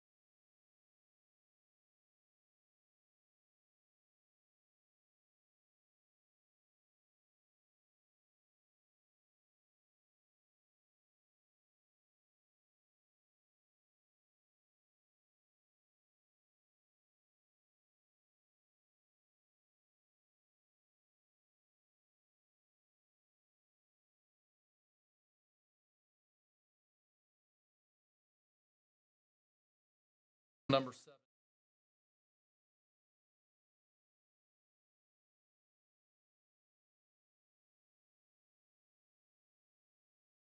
One, to address a FOIA appeal. Two, to address the police patrol union, and the command, three, the command union, and 4, DPW union. Yes. Support. All in favor, say aye. Aye. Any opposed? Okay. So now let's go with the, So the Michael? FOIA was first? FOIA. Yes, I list that one first, didn't I? Okay. I move to authorize the township clerk to deny the FOIA appeal dated December 1, 2025, in the form recommended by the township attorney. Support. All in favor, say aye. Aye. Any opposed? Passes 7-0. Thank you. Michael? Okay, thank you. Pursuant to our conversation in closed session, I move that we approve the collective bargaining agreement with the Bloomfield Township Police Officers Labor Council for the contract years January 1st, 2026 through December 31st, 2028. Support. Subject to final legal review. Thank you. Support. All in favor, say aye. Aye. Any opposed? Passes 7-0. Michael? Okay, thank you. Pursuant to our conversation in closed session, I move that we approve the collective bargaining agreement legal review. Support. Support. All in favor, say aye. Aye. Any opposed? Passes 7-0. Thank you. Thank you. Okay, item. 30th. 30th. 7A1, we'll call it. Mark, you had taken off the consent agenda, approve payroll and vouchers. Yes, I did.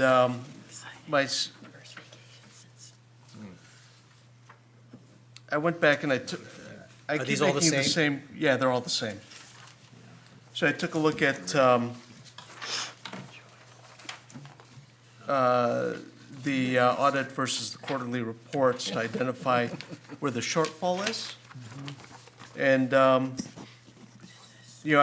I do want to vote yes on the payroll and vouchers, but if we're not going to accurately or include the transfers, then I can't, because we don't know where the funds are. So is your question that you want to see the transfers in the payroll and vouchers?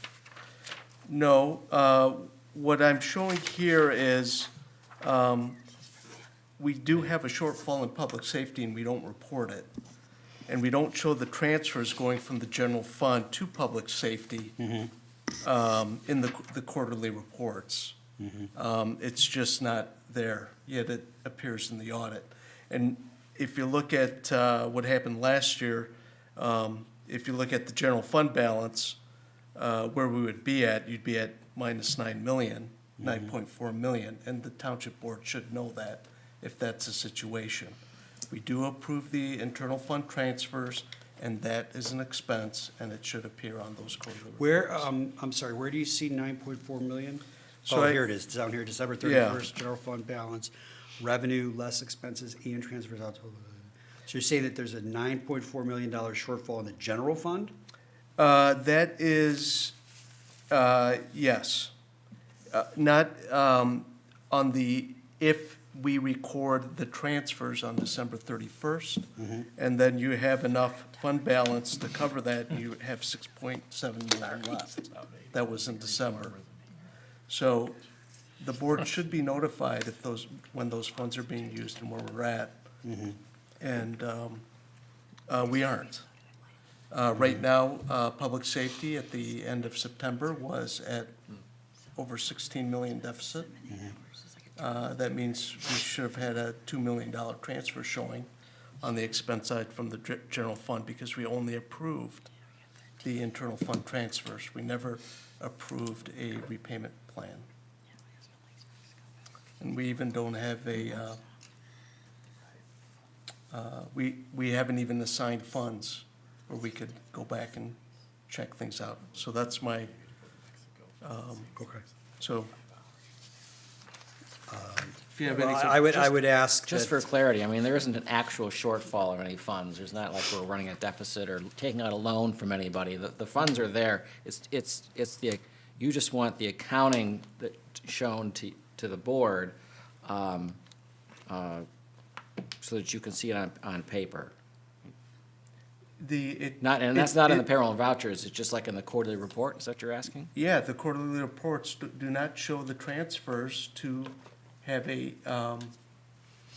don't properly show the transfers the way we do in the audit. And we should be doing that under the Uniform Budget and Accounting Act. No, the audit requires it at the end of the year, but on an ongoing basis, That's no, part of we the don't. Uniform Budget and Accounting Act. And it is included in that act. I disagree that it's a legal question, but we certainly could if it's an optional thing that we could provide more information than required. And so, I mean. You have to but follow how about GAAP for the. How about? Either you are or you're not. Either you're debiting the account and following the Uniform Chart of Accounts requirements for credits and debits, or you're not in the quarterly report filing. I mean, it's not just once a year in the These audit. are accounting funds, they're not bank accounts. Correct. And the fund balances should include those transfers. It is an expense to the general fund. It doesn't go Well, away. okay, I mean, and I don't need an answer on this today. I'm just letting you know. Okay? I appreciate that, actually, thank you. Yeah, we'll accept it. I move All right, we thank you. approve the payroll and vouchers as presented. Support? Support. All in Support. favor, say aye. Aye. Any opposed? Nay. Okay, 6-1. I And make that- a motion that we adjourn. I get to do it again? All in favor, say aye. There you go, boom. Oh, support. Two. Martin was a Thank you, everybody. Have a Merry Christmas, Happy New Year.